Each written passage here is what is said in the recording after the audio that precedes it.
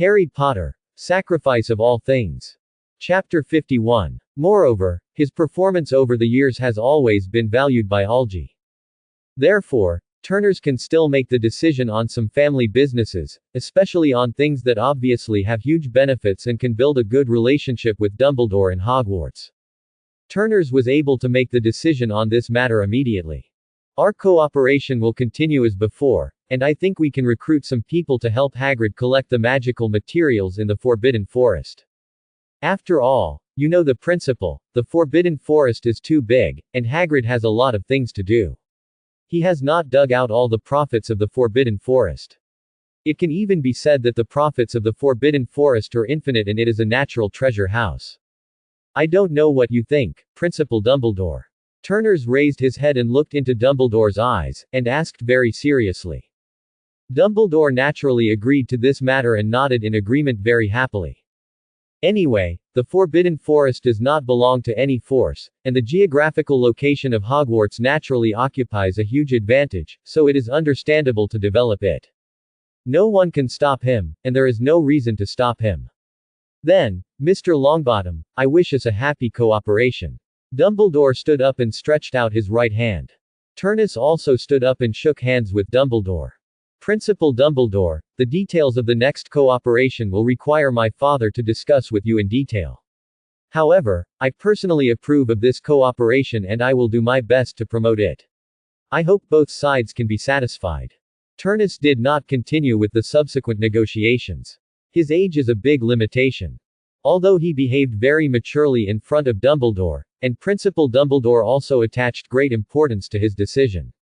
However, in order to truly achieve cooperation between the two forces, Algie, the head of the family, still needs to come forward personally.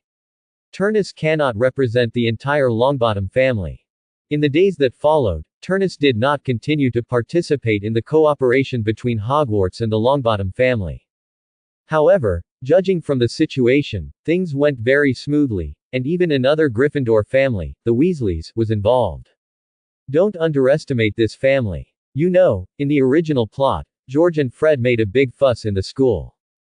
Then they went to Diagon Alley and opened their own shop safely. This shows that the power of the Weasley family is still very terrifying. You know, the person they offended at that time was Umbridge, the confidant of the Minister of Magic Fudge. And the leader of the Order of the Phoenix at that time, Dumbledore, had passed away. Without Dumbledore's suppression, Fudge did not help his subordinates to get back the place. From here, it can be seen that even if the Weasley family is the Minister of Magic, without huge interests involved, they are mainly pulling the cage, rather than directly suppressing. This shows the power of this family. And don't forget, as the first street in the magic world, you can imagine how expensive the rent of Diagon Alley is.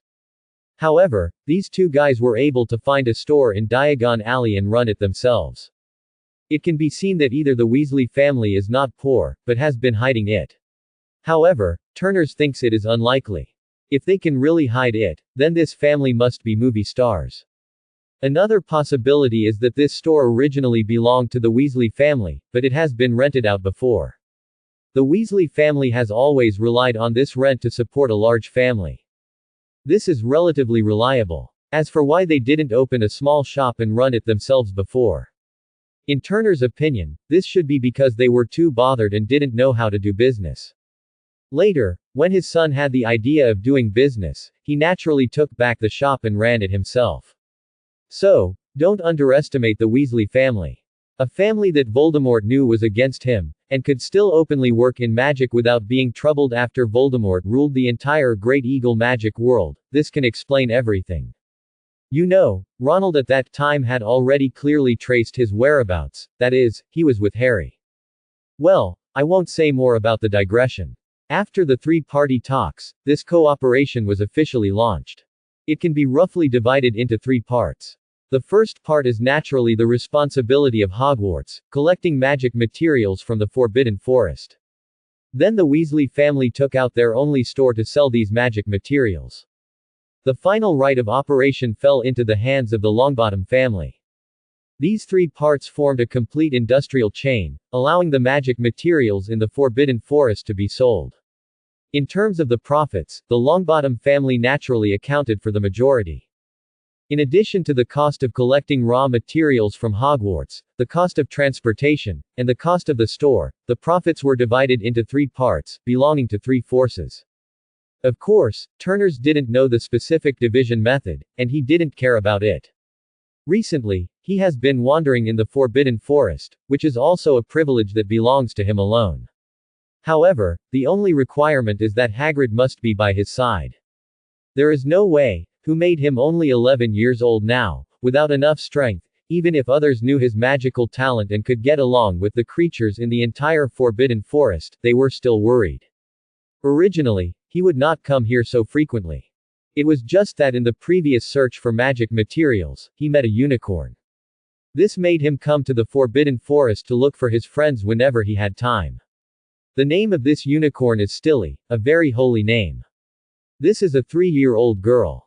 Her parents left her when she was 2 years old, and since then, she has been able to live alone. In this year, she has also experienced a lot of things, but generally speaking, she has not suffered much. This is also true. After all, the unicorn itself is a magical creature at the top of the world, and can even fight against the existence of fire dragons. They are at the top of the food chain, which means they have no natural enemies. In addition, unicorns run very fast. Even if they have just reached adulthood, their survival rate is 100%. Unless a human wizard has set his sights on them, it is possible to hunt them in a prepared manner.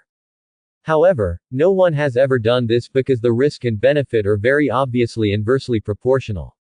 Unicorns are very powerful, and it is very difficult to kill them. However, after killing them, the only reward is their horns.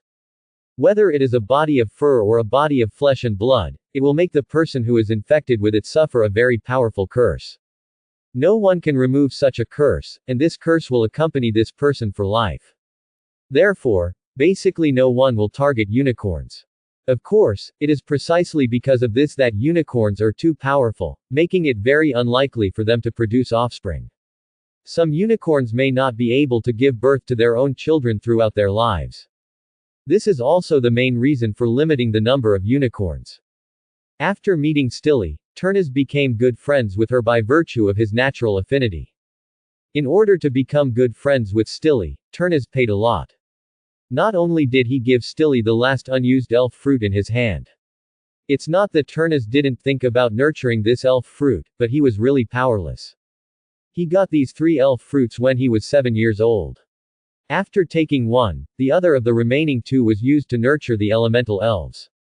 However, until now, he has not completed the nurturing of the elemental elves. It is conceivable how terrifying the magic power required to nurture the elemental elves is. So, he has no choice, he is really powerless. It just happened to give this elf fruit to Stilly, and build a good relationship between one person and one beast, and maybe there will be unexpected gains. And as he thought, since eating the elf fruit, Stilly has not only made new progress in her own strength. The attitude towards Turnus became closer. Moreover, after eating the elf fruit, Stilly could help Turnus to breed elemental elves together. It was for the purpose of breeding elemental elves that Turnus came here to find Stilly so diligently. On the 23rd day after Turnus and Stilly met, the elf fruit they bred together finally made a move. The elf fruit placed on the tip of Stilly gradually began to disappear after a burst of 5-color light. When the light completely dissipated, the fist-sized elf fruit had completely disappeared. Instead, a 15-centimeter tall miniature man with a pair of transparent cicada wings on his back appeared between Turnus' hands and Stilly's tip. This is a light green elf. In Turnus's perception, her body contains a lot of life energy. From here, it can be basically determined that this is a wood elf. This elf has just been born and is still a little confused.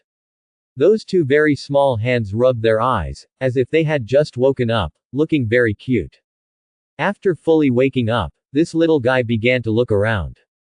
When he saw Turnus and Stilly, this little guy obviously felt something, wandering back and forth around the 2 with a happy face, and rubbing them with his little face from time to time. Feeling the happy emotions conveyed by the elf, Turnus felt that his emotions also became happy.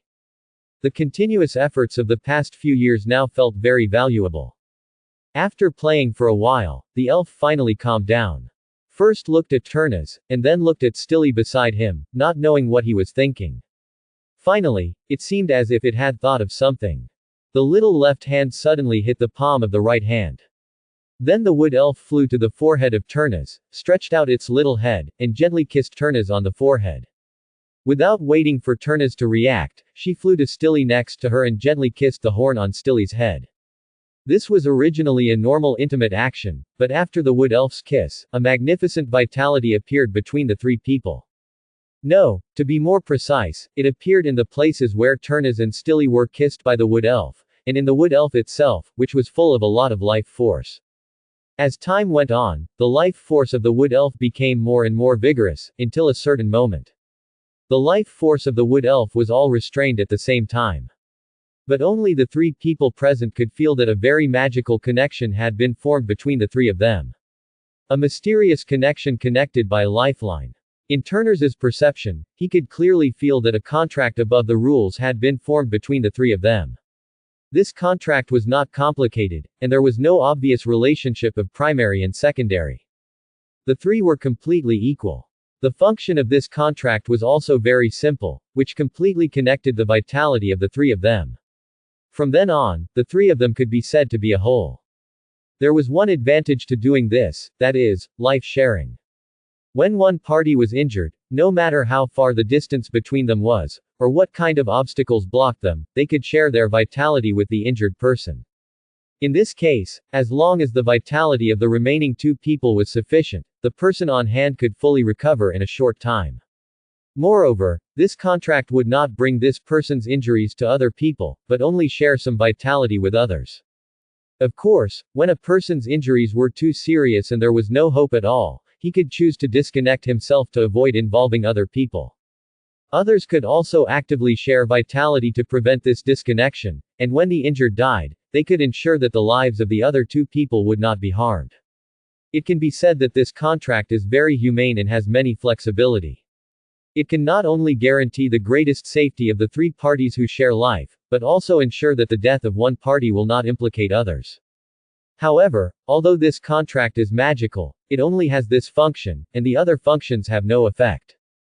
Feeling the connection between the three parties, Turnus walked forward and gently extended his hand to Stilly and the wood elf in front of him.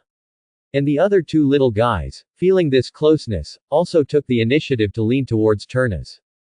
After staying here for a while, Turnus took the wood elf Kiki back to Hogwarts Castle. Although Stilly was a little reluctant, there was no way. Kiki had just been born and needed to stay with Turnus. On the one hand, it was to increase the spiritual connection between the two parties. On the other hand, Kiki was still very fragile and could not leave Turnus too far away. She also needed Turnus' care. So, Stilly could only be wronged. When we returned to the castle, it was already 7 o'clock in the evening. At dawn the next day, Turnus found Kiki playing with his Washuo. After being busy for several days in a row, Washuo finally had some free time. He had not gone out for the past 2 days and had been resting in his dormitory. Seeing Kiki and Washuo having fun, Turnus felt relieved. He took out a bottle of magic potion, poured a cup for Kiki, and handed it to her. Looking at the magic potion in the cup, Kiki was so happy that she quickly leaned over the cup and drank it. This kind of magic flow potion can only replenish magic power, not the kind of potion that increases the upper limit of magic power. Even Turnus, who has accumulated so many bottles of that kind of potion for so many years, does not have a few bottles.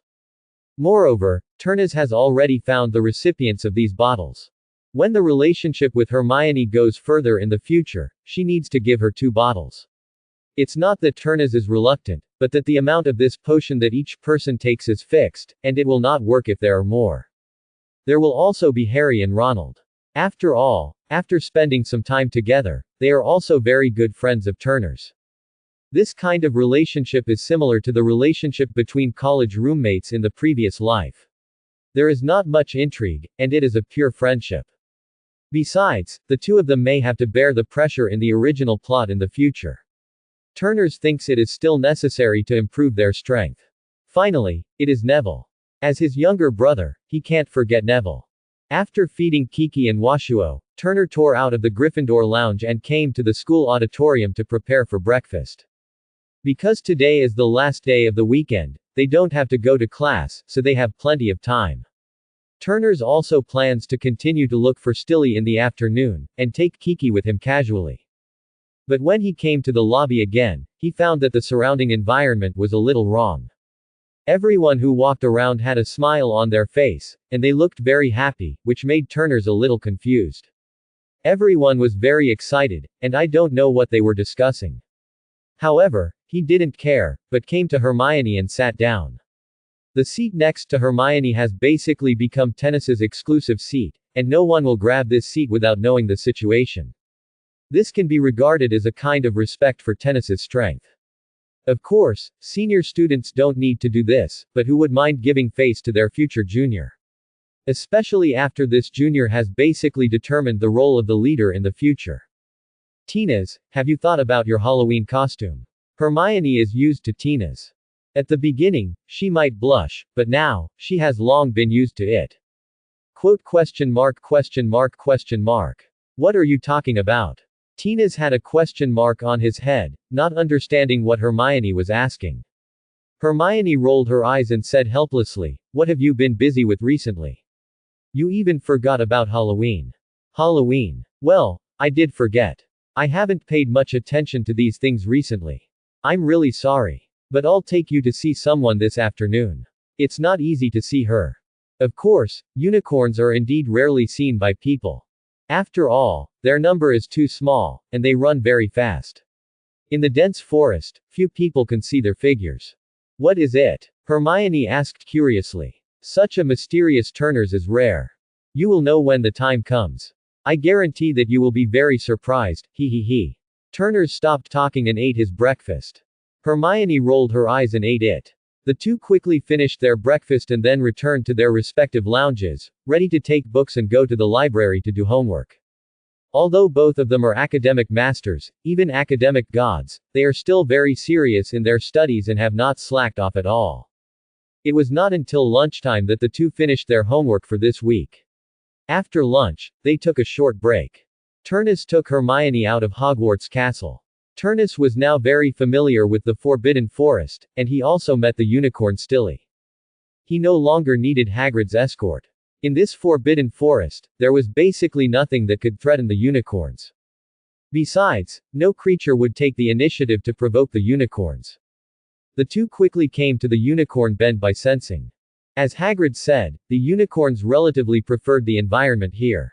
He also discovered this. As long as he came to find Stilly and Stilly was there, he would come here to find her. After sensing Turnus's arrival, Stilly was also very happy and looked up early. When she saw Turnus, Stilly quickly ran to him. She rubbed Turner's cheek affectionately. Hermione couldn't believe what was happening in front of her. After so much time of study, she was no longer the newbie who had just entered the magic world. She could naturally understand what a unicorn meant to them. And now, right in front of her, a unicorn was greeting Turns so intimately. You have to know that this is a unicorn. This is a unicorn that only pure virgins can get close to. Now, right in front of her, with a man, so close together, well, not a man, but a boy, intimately touching each other. At this moment, even Hermione felt a little jealous. As long as she is a girl, no one can resist the temptation of unicorns. They have no resistance to this kind of existence with a sky-high appearance. They can be sick of a cat for a long time, let alone a unicorn with the top appearance in the magic world. That attracted the attention of countless men and women. Hermione hesitated a little. She really wanted to get close to this unicorn-like Turns and touch her hair. But she was worried that her actions would make the unicorn leave here. In this case, she would not only not be able to touch the unicorn, but she would not even be able to see her again. After saying hello to Stilly, Turnus turned around and looked at Hermione. Seeing her expression of wanting to get closer but also a little worried, he couldn't help but laugh out loud. At this moment, Hermione would not care about these things. Turnus walked back very considerately, took Hermione's hand, and pulled her to Stilly's side. Stilly, do you mind if Hermione touches you? She likes you very much. Turnus asked for Stilly's opinion. Although he and Stilly had a very good relationship, he didn't want to force Stilly and let her suffer grievances, so he asked Stilly's opinion before that. Although he knew that Stilly would most likely not object, he still respected her very much. As Turnus said, Stilly nodded slightly to indicate that she could accept Hermione's touch. After seeing Stilly agree, Hermione's face turned red, obviously very excited. She was very excited to be able to touch the unicorn. Okay Hermione, Stilly agreed, you can touch her now. Turnus turned his head and said to Hermione. Hermione did not start immediately, because she did not want to leave a bad impression on Stilly. She looked at Turnus and asked for help. Turnus did not mind Hermione's dependence, which was exactly what he was happy to see. So he reached out and took Hermione's hand, put her hand on the sideburns on the back of Stilly's neck, and slowly slid towards her back. Just like that, gently and softly stroking. After the first contact, Hermione and Stilly were no longer strangers. The two were both girls, and they quickly became familiar with each other. Although the two of them did not speak the same language and had no verbal communication. However, they could feel that they liked each other. Although they needed Turnus as a link, it did not prevent their feelings from deepening. Especially, when Kiki flew here to play with Stilly under Hua Shuo's support, the three girls played together and were extremely excited. Even Turnus saw it from the side and couldn't help but secretly smack his lips, secretly sighing that girls are really energetic, especially when they encounter something they like. This period of play lasted until it was dark at night, and they finally separated reluctantly. On the way back to the castle, Hermione kept asking when Turnus would take her to find Stilly again. At the same time, he was still playing with Kiki, without a trace of fatigue. After returning, in the auditorium at this time, because of Halloween, everyone was eating a rich dinner here. Turners and the others were late. They came after everyone else had already started eating. However, not many people noticed them. After sitting down next to Harry and the others, Turners picked up a chicken leg and ate it. This afternoon's activities made him very hungry. Just as they were enjoying a sumptuous dinner, an expected and unexpected person came here to disrupt the situation.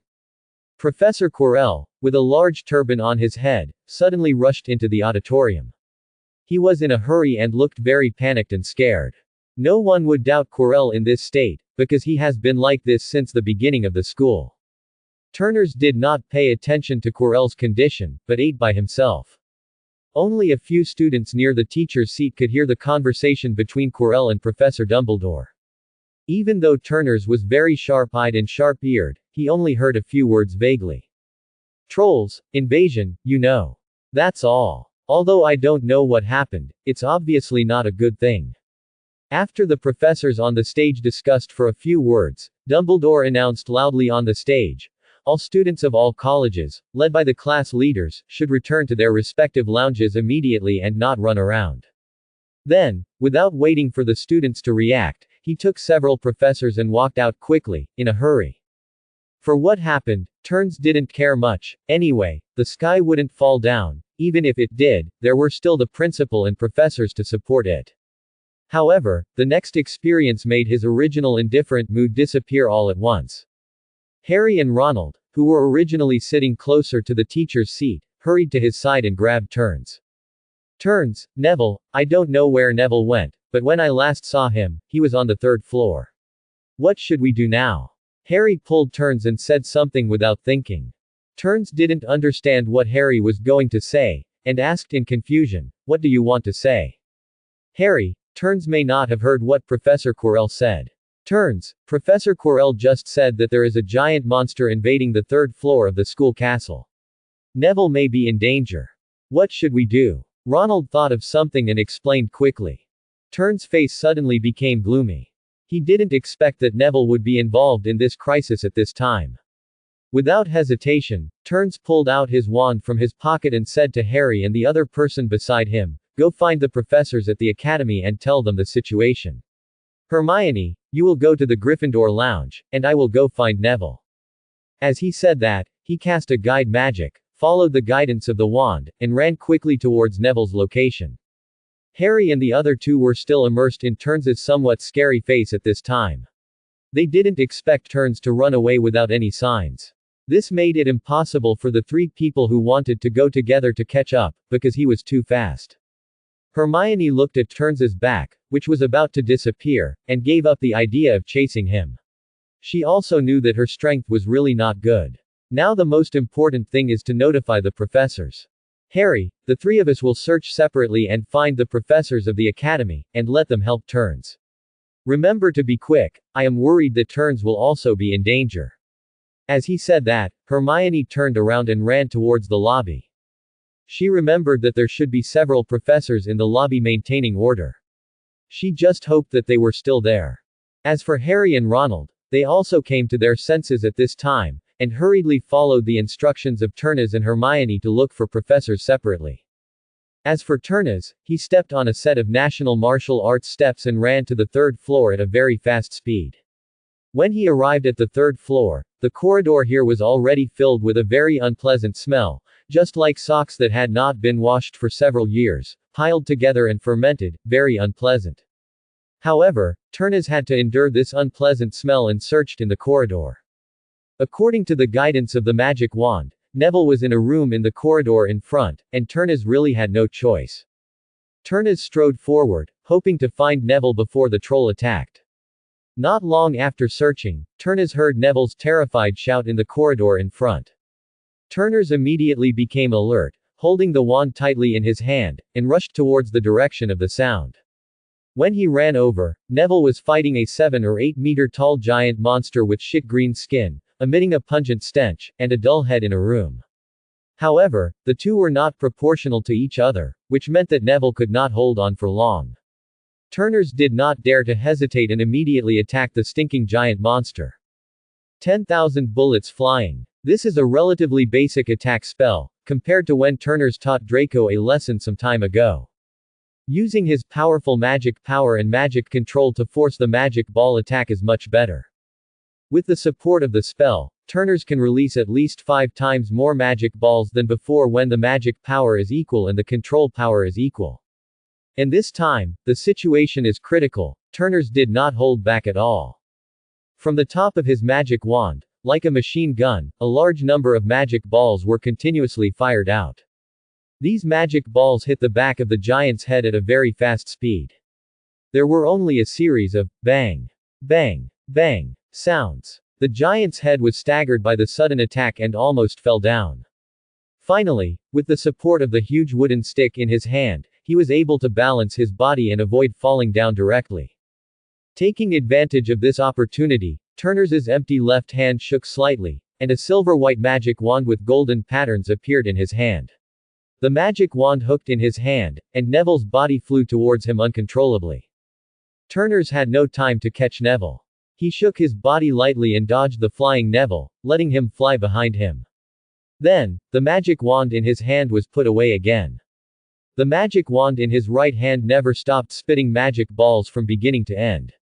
After a series of attacks, the troll finally reacted, turned around with an angry face, blocked the direction of the magic ball with his left hand, and rushed towards Turnes with the huge wooden stick.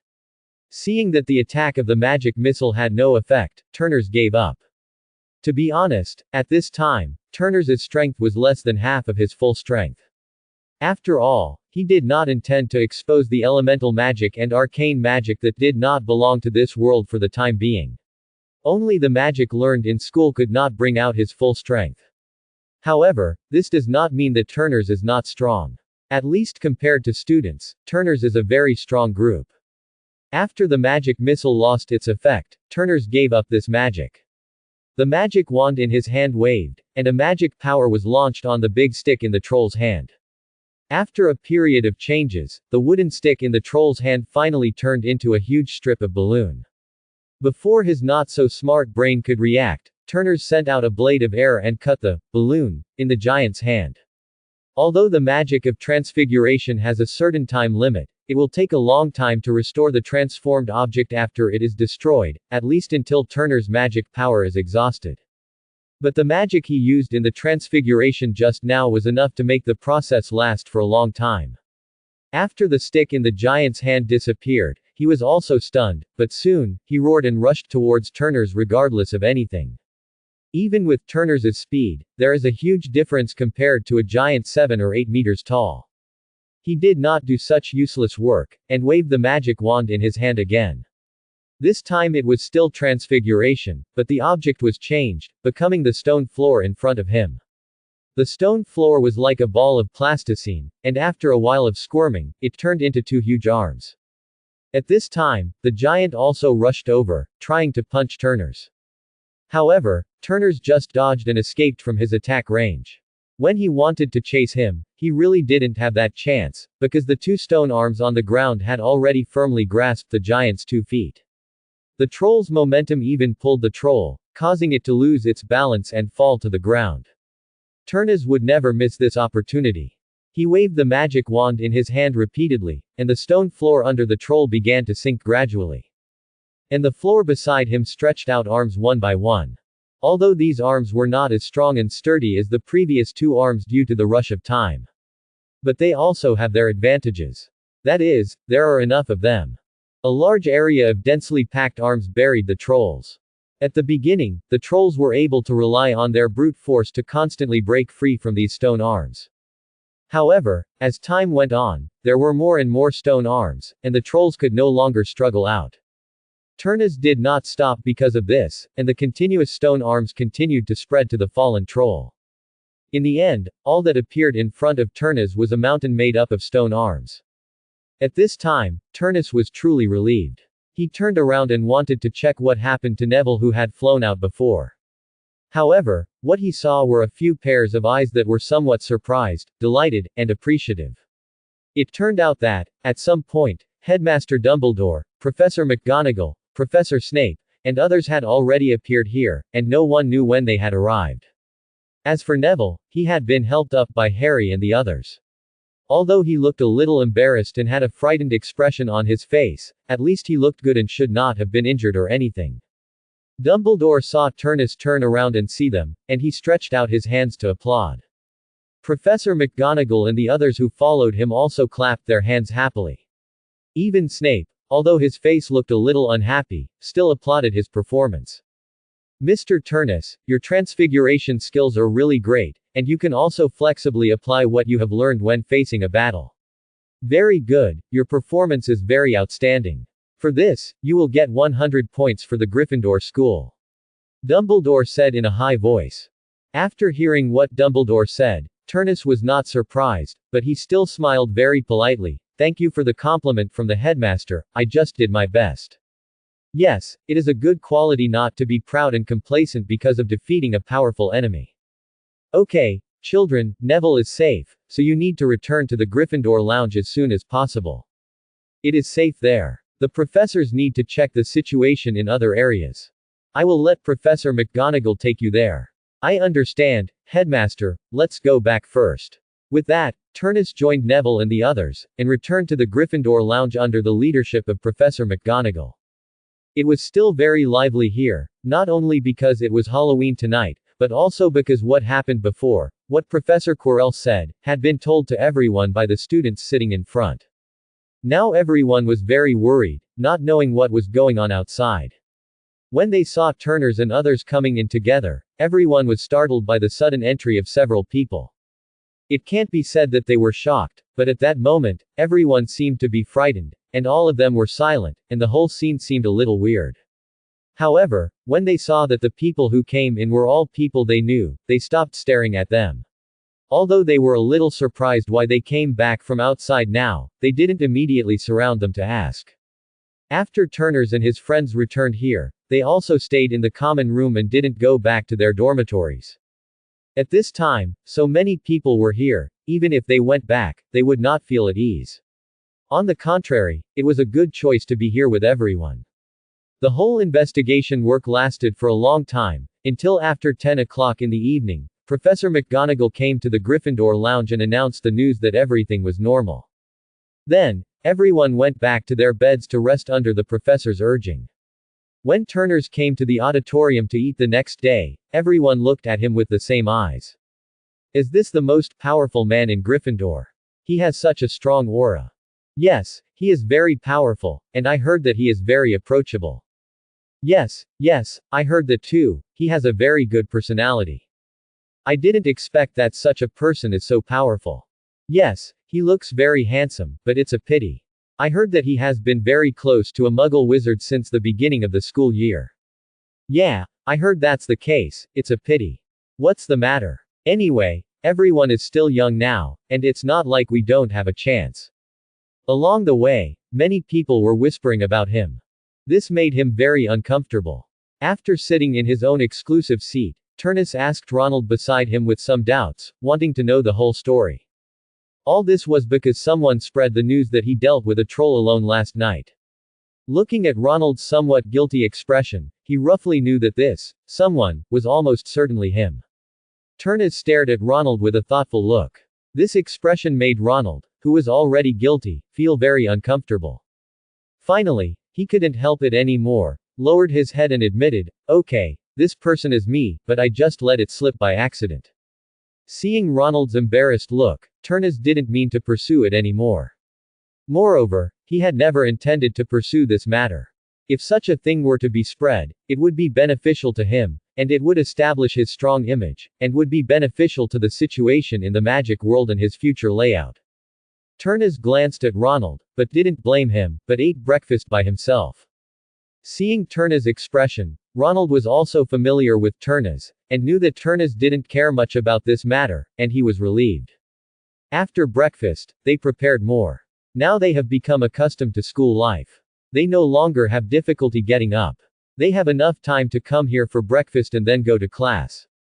During the meal, Washwo also brought him a letter. This was a letter from home.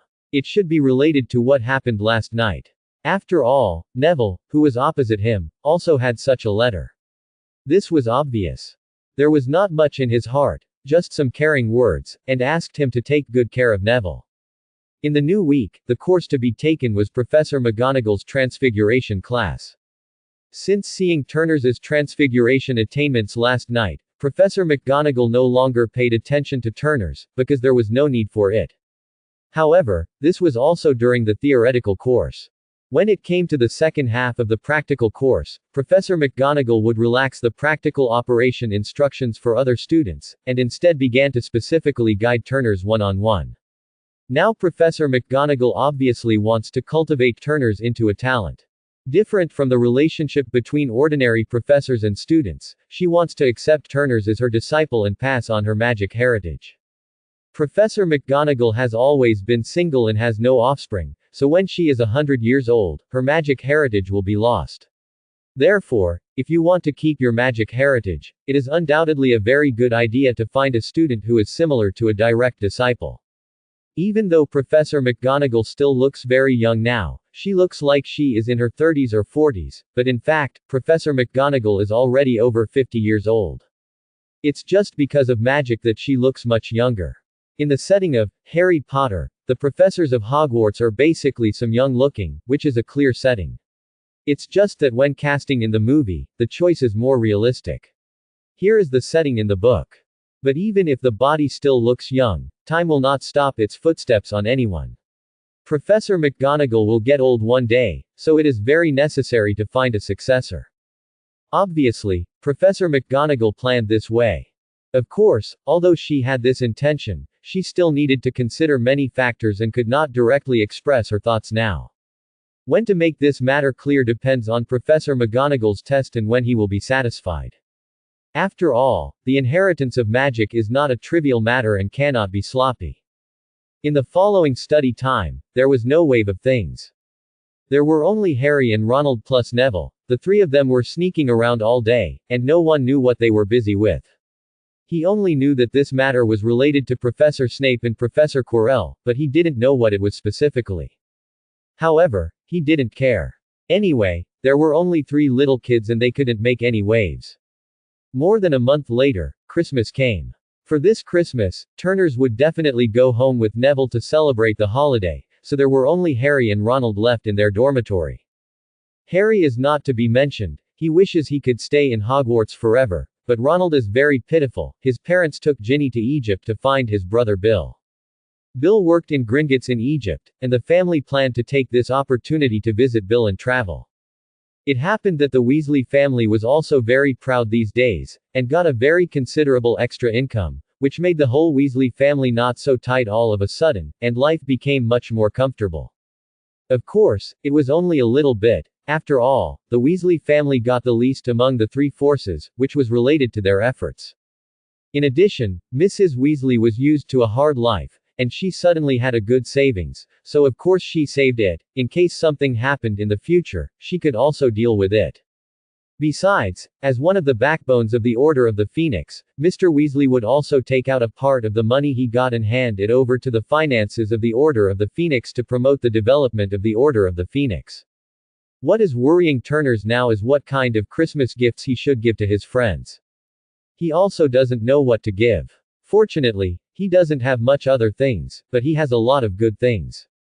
After searching for a long time in the sacrificial space, Turners found some good things, and it would be perfect to give them out. Let's not talk about the Christmas gifts for his family and Neville. After all, there is nothing to say about it. The most important thing is his new friends. For Harry's Christmas gift, Turners found a pair of goggles for correcting vision. This pair of goggles not only has the function of correcting vision, but also comes with functions such as facial protection, low-light vision, magic detection and telescope. It can be said that it is precisely because of the existence of this magic prop that Turners made his pair of goggles magic props. As for Ronald, Turners gave him a pocket watch, which is very delicate in appearance and the materials used are also precious. It is a magic pocket watch he made himself.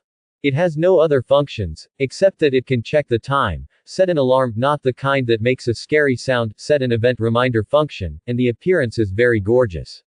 It is obviously a very expensive pocket watch.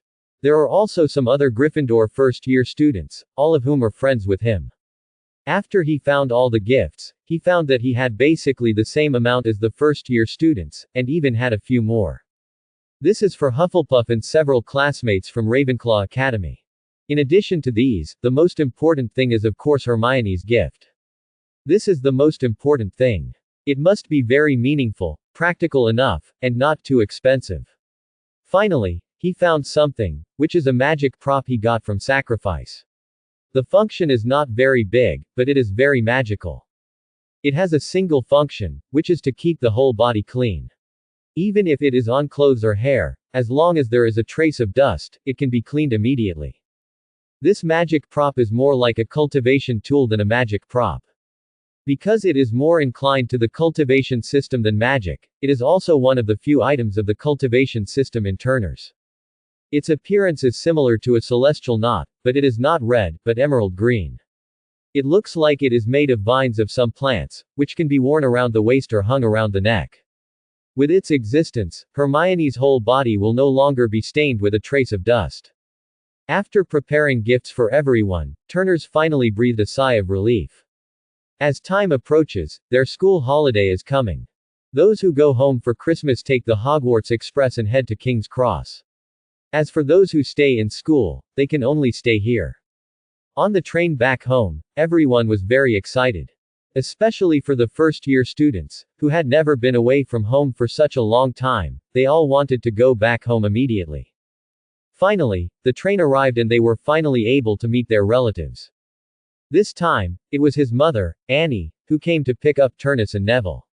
Now it was Christmas vacation, and she didn't need to go to work at the Ministry of Magic. Coincidentally, his mother, Mrs. Granger, who came to pick up Hermione, stood with Annie.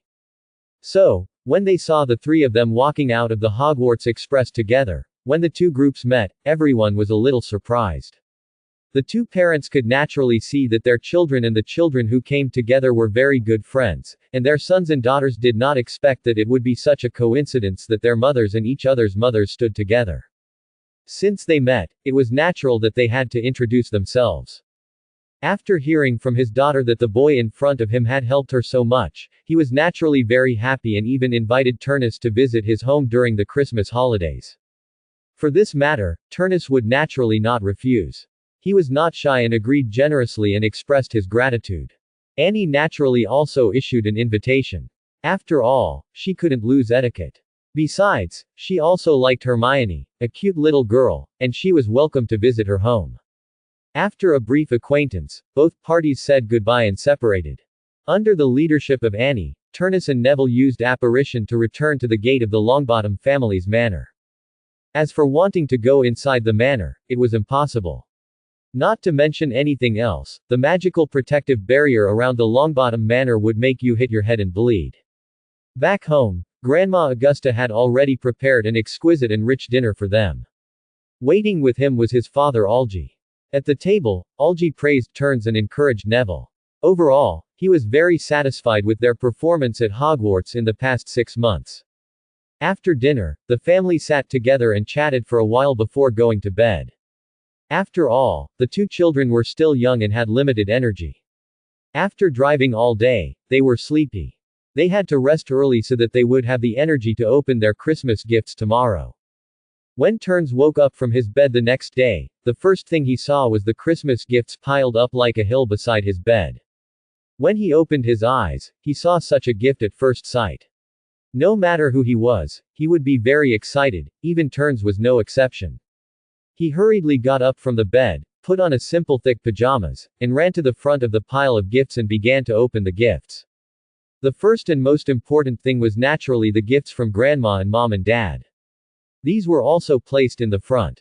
Turnus first picked up his grandmother's gift and unwrapped it. Inside was a pair of very delicate gloves made of very soft pointed horned yak skin. Looking at the workmanship and the production habits, Turnus was basically sure that this should be made by his grandmother herself. He took out the gloves and tried them on his hands. It felt very warm and would not affect his mobility. He took off the gloves happily and put them on the bed, and began to unwrap his mother's gift again. This was a white scarf woven with wool, and it was attached with a simple cleaning magic, which could perform simple self-cleaning. At least there was no need to worry about the white color getting dirty easily. Not bad, let's take a look at Dad's. As he said that, he opened the next package.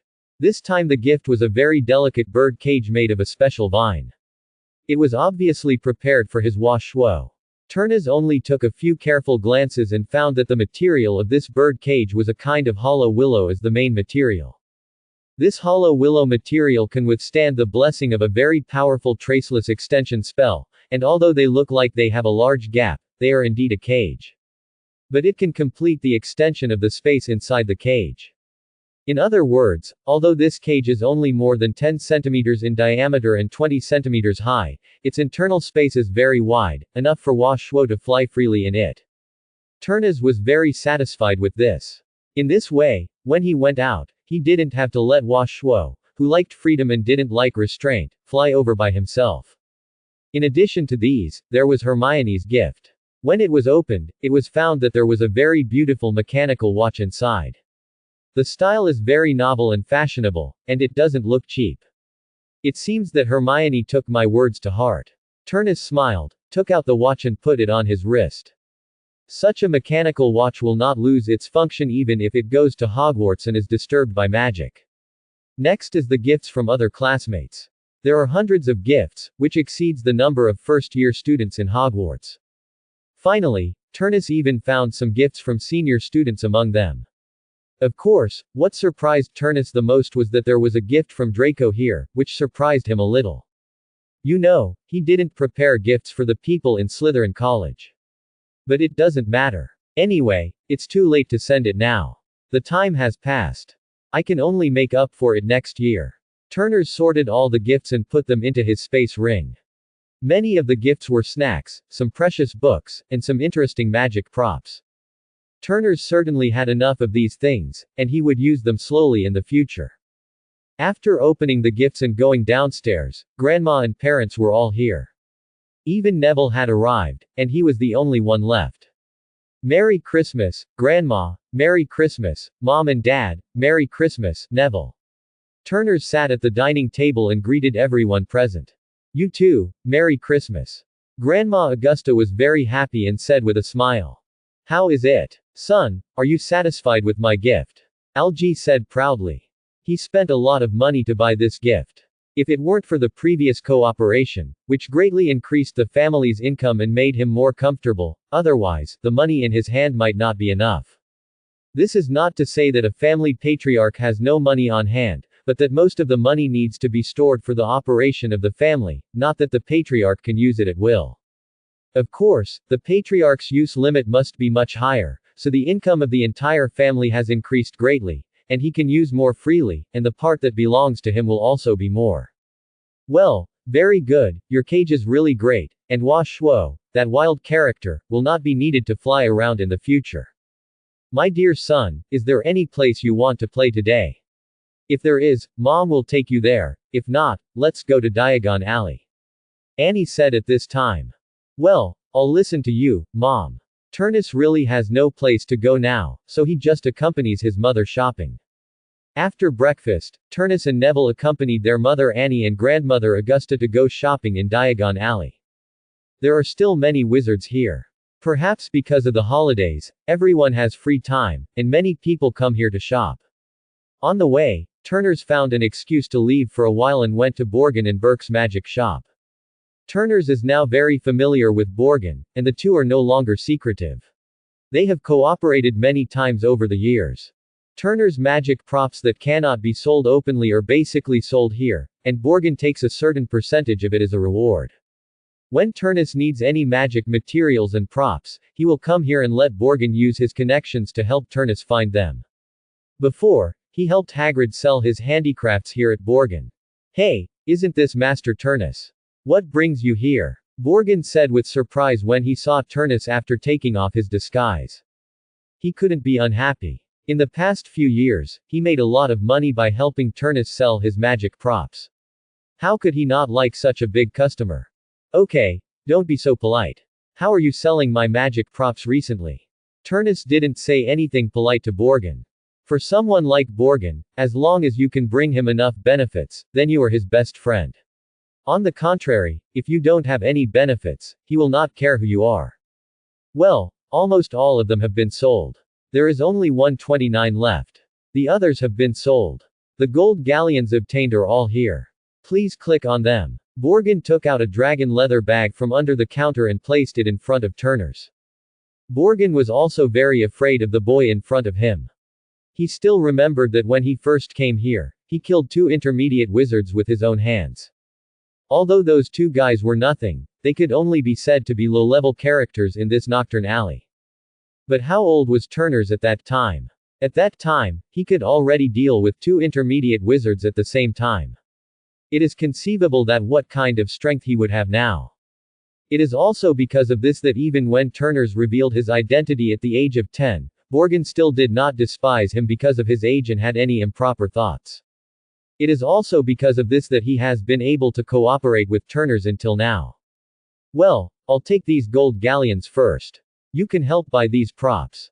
I'll leave first. After saying that, without waiting for Borgin to reply, he put on his cloak and hat again and left Borgin and Burke's. Borgin did not stop him. This kind of thing basically happened several times a year, and he was already used to it. It didn't take long for Turners to join the big group. Everyone had a lot of fun during the subsequent shopping. The Christmas holiday was not very long, just more than 10 days, so when everyone was going to take the Hogwarts Express back to school, they had to go back to school before they could react. During this holiday, Turners also went to Granger's house as a guest, and the whole process was quite pleasant. As for Turners, the Grangers obviously knew about him from their daughter a long time ago.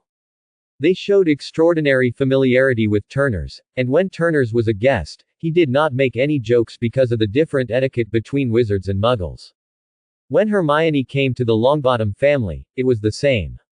Algie, Annie and Grandma Augusta were very enthusiastic.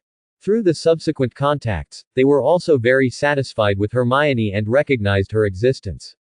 In the future, if Turnus and Hermione were together, as parents, they would definitely not object.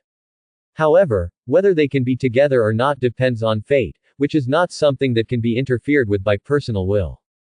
After the Christmas holiday, everyone boarded the Hogwarts Express and returned to school. This time, when they went to the castle, they did not take the boat again, but took the Thestrals directly back to the castle. Of course, most of the students had never seen Life and Death, so they naturally did not see the Thestrals. They only saw carriages moving forward without any power. After returning to the Gryffindor lounge, Harry and Ronald couldn't wait to pull Neville away. Seeing their hurried appearance, Turnus felt a little strange, as if he was watching the formation of the Iron Triangle. But without the existence of Hermione, the think tank, it was unknown whether their achievements would be as high as before. After Turnus simply packed his luggage, he went to the Forbidden Forest with Hermione. I haven't seen Stilly for several days. I don't know how she is. Hermione said with some concern, and her pace could not help but speed up a bit. As for Coco, she was sitting on Hermione's shoulder, looking at the Forbidden Forest with some expectation. He and Coco were not worried about Stilly's safety, because in their perception, Stilly's life was still vigorous. They just missed each other and couldn't wait to go see each other. And obviously, Stilly had the same feeling. After sensing that Turners and the others had come to Hogwarts, Stilly ran out of the Forbidden Forest for the first time and came directly to Hagrid's hut to wait for Turners and the others. Following the perception of the contract, Turners and the others soon arrived at Hagrid's hut. Now Hagrid is not the only one living here. Just more than 500 meters away from his house, there is another house, which is more exquisite and larger than Hagrid's. Living in it are a group of people who have recently been recruited into the college. They are the team hired by Dumbledore to enter the Forbidden Forest to collect magic materials. Turners did know one person, the werewolf Remus John Lupin, but he didn't know the others. Turners didn't care about Lupin coming here to work. Anyway, with Dumbledore here, a little werewolf wouldn't make any waves. Besides, isn't there Hagrid here? With Hagrid's size, even if Lupin turned into a werewolf, he couldn't beat Hagrid. Not to mention, here, there is the best potion master, Snape, and the best raw materials for the Wolfsbane potion, Moonwolf King, which is enough to ensure that he won't go berserk on the night of the full moon. At this time, the Forbidden Forest guards basically stayed in the Forbidden Forest to collect magic materials, which is also their daily work. Although Hagrid's original house has been renovated, the general appearance of this small house has not changed much, perhaps because of personal aesthetics. The biggest change is that the various daily necessities in Hagrid's house have become better and neater. The environment and the layout of various things in the vicinity have basically not changed. No one disturbed Stilly and the others playing here. Turners walked up to the girls and watched them chatting, and he also felt strange. There were 3 people present, Hermione, Coco, and Stilly. Coco could understand what the other 2 said, but Hermione didn't have such ability. Although Stilly didn't understand Hermione's words, she could feel what Hermione meant through her perception. Although Coco could understand, she was just born and had not grown up yet, so she couldn't speak for the time being. This is very strange. If Hermione wants to understand what the other 2 mean, she has to rely on guessing. That is to say, Hermione's brain is quite flexible and she can guess some of it. Otherwise, it would be very awkward to stay in such a circle. Of course, they didn't chat with each other in a language that they didn't understand. Sometimes they would communicate through magic. It was through the mutual blending of magic that they could achieve the same goal. This not only allowed each other's magic to infect each other and possess some of each other's aura, but also improved each other's magic control ability. This was also a very good way to play. They stayed here until the evening, and Turners and the others left here in Stilly's reluctant eyes and returned to the castle of Hogwarts. In the following days, Turners and his friends lived well. Because of Turner's amazing performance, only the first-year students in the whole school could get along so well with each other. Of course, that was all. Turners could not affect the relationship between students in other grades and colleges. Not long after the new semester started, Turners encountered a very difficult problem. Not long after the new semester started, Hagrid came to him mysteriously. When he followed Hagrid to his hut, he actually saw a black dragon egg. That's right, it was a dragon egg, which was listed as one of the most prohibited items in the Ministry of Magic. If this was found out, it would be terrible. Immediately, Turners hurriedly asked what was going on. Quote, Hagrid, where did this come from? I don't believe you have the ability to get this thing. How did it come from? Turnus's expression was very serious. Because this is a very serious problem. Privately possessing contraband is a big taboo in the Ministry of Magic. If someone knows about it, it will be easy to arrest Hagrid and send him to Azkaban. Even Dumbledore may not be able to protect Hagrid. Hagrid also knew the seriousness of the matter, but he just couldn't help it. So, When Turnus asked him seriously, he still told him the truth. Now in his opinion, besides Dumbledore, the person he trusted the most was Turnus. In the opinion of Hagrid, a simple-minded person, Turnus was his best friend. Even if he sacrificed his life for his friend, it didn't matter. This was his idea. So, he wouldn't hide anything from his friends. Well, this dragon egg was given to me by a peacock man when I was drinking in a bar some time ago. Hagrid hesitantly told the origin of the dragon egg.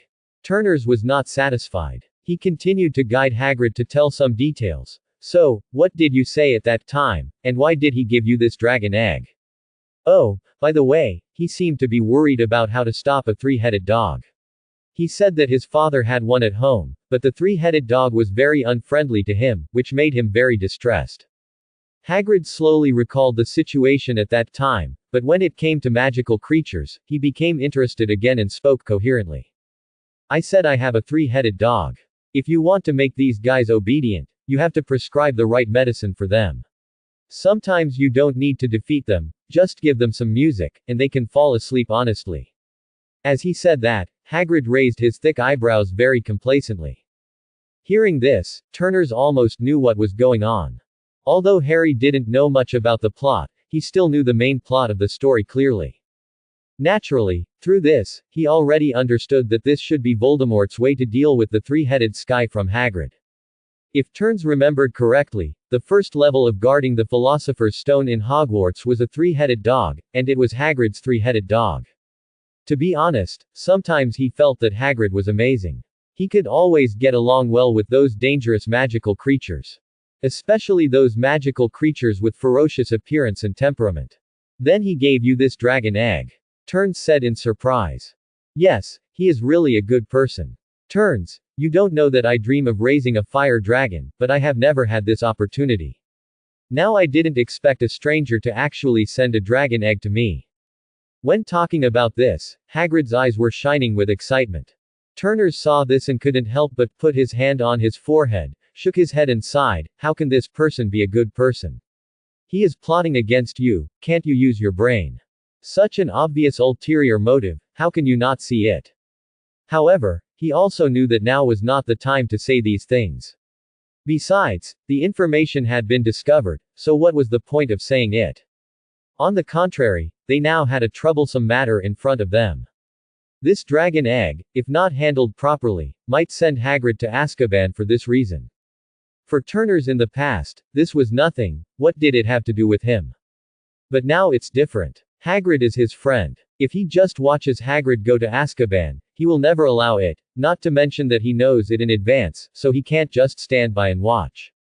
However, how to deal with this dragon egg is indeed a very important issue and can't be sloppy. Well, now we can only hatch it. As for the future, we'll talk about it later. I bought a larger space suitcase on the black market recently, and I will keep the fire dragon in it first. Turnus could only make a decision helplessly. Although he knew that if he really made up his mind to ask Hagrid to hand over the dragon egg to him, Hagrid would agree. But at that time, Hagrid would definitely be very depressed. He wouldn't turn against him, but he would definitely be a little uncomfortable. Although Hagrid is now a man in his 60s, his heart is very simple and pure, in short, stupid. His honest character would not let him hate his friends, but he would still feel unhappy. Besides, in his heart, Turnus also wanted to raise a dragon. Having read so many novels in his previous life, he had also admired those dragon writers writing dragons. Although he was just a fire dragon with low intelligence and not very powerful, he was at least a dragon, and in this world, he was also a very powerful magical creature. If he could ride such a mount and fly around in the magic world, it would be very cool. Well, that's good, thank you so much, Turnus. If it weren't for you, I really don't know what to do, woo woo woo. That's right, you didn't hear it wrong. This guy who was over 60 years old and could be considered an old man among humans was so moved that he cried. Although he was helpless, Turnus had to admit that sometimes Hagrid's character was not even as mature as his. However, it is precisely because of such friends that they can be particularly relaxed when they get along, isn't it? Since they have already agreed to help Hagrid raise this fire dragon, then naturally, they must first hatch it. The best environment for fire dragons to hatch is in the flames, because when fire dragons are still eggs, their mothers will use dragon breath to spray their eggshells from time to time. This not only provides them with enough temperature for hatching, but also allows them to contact the fire element as early as possible, a way to improve their talents. Turnus built a large insulation barrier in the fireplace of Hagrid's hut, so that when the temperature of the fireplace is too high, it will not affect Hagrid's living environment too much. Then, a fire was lit in the fireplace. The fuel used for this fire is the phoenix wood from a certain world of cultivation. As the saying goes, the phoenix roosts in the phoenix. The trees that can withstand the landing of the phoenix naturally have their unique features. The wood of the phoenix tree belongs to the fire element, and has a very strong fire attribute element. A fire ignited with it as fuel has a very rich temperature and concentration of fire attribute elements. To be honest, if it weren't for the fact that this Paulownia wood had completely lost its activity and could not be cultivated, and could only be used as material, otherwise, Turnus would not be willing to take it out. After the fire was lit, Turnus put the dragon egg in, and now all he had to do was wait. When the dragon egg was hatched, they would start to worry about the daily life of a dragon. That was when the real trouble began. Okay Hagrid, that's all for now. Take a look every day. If there is any movement in the dragon egg, just let Washwo notify me. I have to go back to class now, so I won't stay here with you. I'm leaving first. After saying goodbye, Turnus quickly returned to Hogwarts Castle. In the days that followed, Turnus often received letters from Hagrid, all of which were information about dragon eggs. However, Hagrid was too careful. Even a small spark would be written down and sent to him, which really made Turnus speechless. Fortunately, such days are finally coming to an end, because according to the situation these days, the dragon egg will be hatched soon. Moreover, just yesterday, the super large space suitcase that Turnus asked Borgin to buy for him has also arrived. The space inside is more than 2,000 square meters, which is already a very large box. At least it is enough for the fire dragon to toss for a short time. Of course, in the long run, this space is definitely not enough. The growth rate of fire dragons is very fast. In less than 2 years, he can grow to more than 20 meters. At that time, the living space of the fire dragon will definitely not be satisfied here. However, now is not the time to think about those things. Let's talk about the future later. However, it's not all good news. Just this afternoon, Harry brought him some not so good news. Just this morning, when the three of them, Harry, Ronald and Neville, went to find Hagrid together, they were accidentally followed by Draco. But they didn't realize it at the time. When they arrived at Hagrid's hut, Draco knew the secret in Hagrid's hut. Now they didn't know what to do. Can't you be more careful? Really, you didn't even notice that you were being followed, and it was in Hagrid's place, where there were flat grasslands all around. Turns rolled his eyes speechlessly. Harry and the other two were blushing with shame. Obviously, they knew that they had done something stupid. But now that things have come to this, they really have no good way. They can only come to Turns to see if he has any solution. What should we do now? We really have no way. Turns, you know that our relationship with Draco is really not good. Harry accepted his criticism helplessly. But when it's time to seek help, they can only ask for help honestly. Although Turnus was helpless, what else could he do? He could only start to think of ways to solve this matter. Okay, you go first, I'll think of a way to solve Draco's problem. Turnus waved his hand and let them go. He really didn't want to see these three guys who gave him a headache. But in this situation, what else could he do? Could he find Draco and cast a forgetfulness spell on him? This is obviously impossible. Not to mention that it is illegal to do so. Even if he wants to do so, he won't cast any forgetfulness spell for the time being. Besides, the casting of the forgetfulness spell can be said to be one of the most troublesome spells. If it is not done well, the person being cursed will lose more memory, and in that case, things will only become more troublesome. You must know that even the professional wizards of the Ministry of Magic will often make the following small mistakes when casting the forgetfulness spell. In some cases, there will be big mistakes that affect a person's life.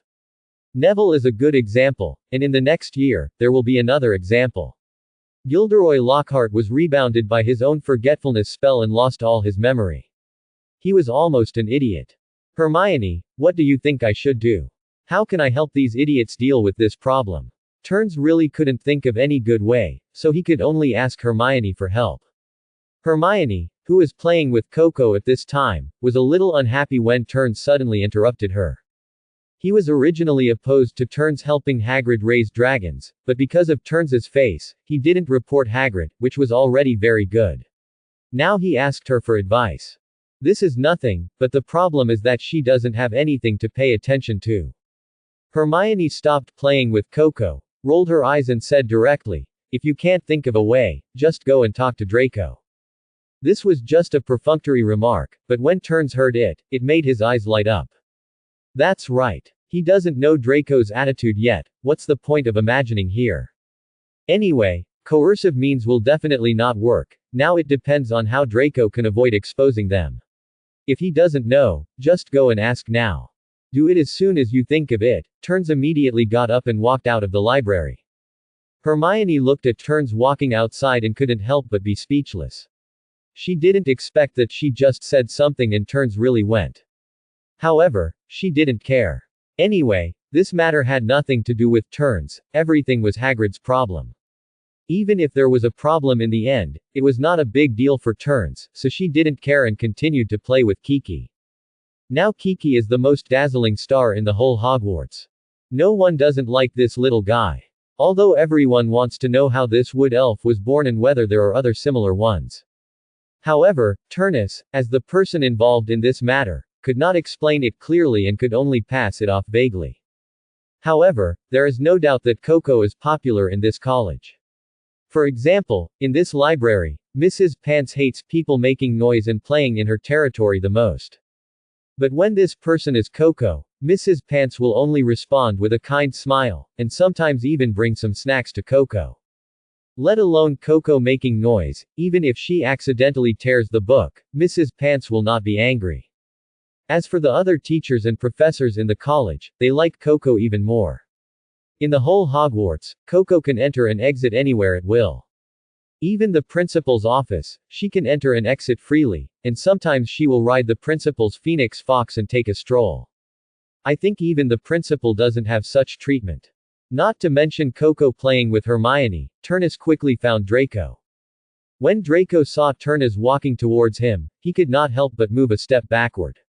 Later, perhaps he thought that he had not provoked Turnus and the people around him recently, so he felt relieved, at least he did not have to worry about being beaten by Turnus. Sure enough, when Turnus approached, he did not draw out his wand and cast a spell on him. Instead, he whispered in his ear, "Come out for a moment, I have something to ask you." After hearing this, Draco's little heart finally relaxed. He followed Turnus to the fountain square outside very obediently, and when Turnus stopped, he also stopped immediately. Turnus didn't care about Draco's frightened expression. He looked around and found no one. He asked his question very directly, "Draco, you should know that there is a dragon egg in Hagrid's hut. Since you already know about this, then tell me how you can keep it secret." After hearing Turnus' words, Draco also understood what Turnus's purpose was in looking for him. Although he knew that this news was very important, because he only needed to tell his father could deal with Hagrid and others. But Draco didn't plan to do this. First, he really didn't want to do this, because he himself also liked dragons very much and had a dream to raise a dragon himself, but he never had the opportunity. Second, there was no need. He also knew that Turnus's current status in Hogwarts was somewhat special. Whether in terms of personal reputation or personal strength, he had convincing capital. There is no doubt that the future of Hogwarts will be shrouded in the shadow of Turnus. After all, a first-year student can deal with a giant monster head-on with the few magic tricks he has learned. With such strength, even if he doesn't want to, a group of people will gather around him unconsciously. His rise is unstoppable. For such a person, as long as he is not stupid, he will understand that this can only be made friends. As for making enemies, it is only because his brain is really crazy. As the only heir of the Malfoy family, Draco had received an aristocratic elite education since childhood, so how could he not understand? He would naturally choose to make friends with him. "Well, I can keep silent about this, but I have a condition." Draco thought about it and promised Turnus very seriously. Well, you said, as long as I can, I will satisfy you. Turnus did not expect Draco to be so easy to talk to, and nodded in agreement. I also want to participate in the raising of the fire dragon and watch it grow up day by day. For this, I can bear half of the raising expenses of the fire dragon. How about it? Draco looked at Turnus expectantly, wanting to hear the answer he wanted from him. Turnus, on the other hand, was stunned. 403, after hearing what Draco said. He did not expect that it would be such a condition. He was really curious. If he remembered correctly, the Malfoy family had a dragon farm. Logically, as the heir of the Malfoy family, Draco should have seen a dragon. You shouldn't be so interested in a baby dragon. Seeing Turnus's doubts, Draco said in frustration, I once told my father that I wanted to raise a dragon, but he didn't agree. Turnus broke out in a cold sweat. What kind of brain is this? You want to raise a dragon yourself? It would be a miracle if your father agreed. Even if there are families with legal procedures for raising dragons, which one would raise a dragon at home? Young man, your idea is too dangerous. However, it is Malfoy who should be worried about this matter, not him. He is already worried enough now, so he doesn't care about Draco. That's no problem. I can take you to see the dragon egg right now. Let's go over there now. Maybe we can even see the birth of a dragon. Turnus said as he walked towards Hagrid's hut first. Draco heard that the dragon egg was about to hatch, and immediately followed excitedly. Such a scene must be witnessed with one's own eyes. Turnus did not go back to the library to find Hermione, because Hermione was most concerned about Coco now. As for the dragon, she really had no interest in it. Although Draco was a little impatient to see the birth of the dragon, he also knew that his relationship with Hagrid and others was not very good. Even if he ran over now, he would not be able to see the dragon egg. He could only follow Turnus obediently. Even if he was already scratching his head in anxiety, he could only follow Turnus obediently. Hagrid's hut was not far from here, and it didn't take them long to walk over. They arrived soon. Arrived after arriving at Hagrid's cabin, Turnus went forward and knocked on the door. Hagrid inside seemed a little nervous. Of course, it was hard for him not to be nervous about what he was doing now. He didn't want to experience Azkaban again. Hagrid had been there once when he was in school and was later rescued by Dumbledore. Who is it? Hagrid's rough voice made it hard to hear too many emotional fluctuations. This could be considered a disguise for him. It's me, Turnus. Hagrid, open the door. I brought someone who likes dragons like you. He will help you raise dragons from now on. Turnus said with some interest. The relationship between Hagrid and the Malfoy family, no, it should be said that the relationship between Dumbledore and the Malfoy family is not very good. Now, the heir of the Malfoy family actually has the same hobby as Hagrid, a die-hard fan of Dumbledore. I don't know what will happen in the end. Hagrid seemed a little excited after hearing Turnus' words. As one of his few very recognized friends, he has a very high trust in Turnus. Since Turnus said so, then it must be right. Immediately, Hagrid didn't care about anything else, stumbled to the door and opened it. However, what he saw was a little carrot head with light golden hair. Such a sign, at this age, it can be confirmed without a doubt that this is the annoying little fool of the Malfoy family. When Hagrid saw this man, he wanted to slam the door, but the person who brought this guy was Turnus, which made Hagrid very entangled. On the one hand, he was a friend, and on the other hand, he was someone he hated, which made Hagrid very embarrassed. Turnus didn't care about these things. He went in directly through the crack of the door that Hagrid opened. Before Hagrid could react, Draco followed Turnus in. His goal was very clear. After entering, the first thing he saw was the fireplace that was burning with flames. Draco, who liked dragons, knew that in the absence of adult dragons, the conditions required to hatch a dragon were extremely high temperatures and flames. In the whole house, the only place that met the conditions was there. Sure enough, when he looked over, he happened to see a black egg that was bigger than his head. Draco was very interested and moved over to observe carefully. Hagrid had no choice but to close the door. When he looked back, he saw Draco walking towards his precious dragon egg. This was too much. He immediately stopped him. Boy, what do you want to do? Don't mess around, or I'll beat you up. Hagrid's voice was still very intimidating, especially in this little nest that belonged to him. Even Draco, who disdained Hagrid, was stunned for a moment at this time. Hagrid took advantage of this time and 2.0 quickly took 2 steps to stand between Draco and the fireplace. Looking at Draco's confused expression, Turns also found it a little funny. After all, Hagrid still didn't trust Draco. However, it didn't matter. Anyway, they would have a lot of time to spend together in the future, and they would just get familiar with each other slowly. Okay Hagrid, don't be like this. Draco also likes dragons. After he knew you had dragons, he wanted to come and see them, but he never had the chance before. Besides, you should know that Draco's family has a dragon farm. He must have a lot of practical experience in raising dragons, which is a great help to you. At least in terms of liking dragons, you have the same interest and hobby. You can communicate more. Hearing what Turnus said, even Hagrid, who had some prejudice against Draco, couldn't help but turn his head to look at the annoying kid in front of him. At this time, Draco also straightened his little body to make himself look as reliable as possible. Turnus, are you sure that Draco, this kid, won't tell the school and his father? I always feel that he is unreliable. Hagrid said directly, and immediately expressed his distrust of Draco. Draco was also helpless at this time. He and Hagrid really didn't get along. Even if he was given a chance to talk, he didn't know what to say. In the end, the helpless little eyes could only look at Turnus on the side. Turnus' mouth twitched slightly at this time. These two people should not be the Malfoy family and Dumbledore's forces. There is no way to piss 10 people. Okay, let's not talk about other things. At least in terms of raising dragons, Draco will definitely be of great help to you, so let him come here to help you first. Even if he is unreliable in the end, he has already participated in this matter.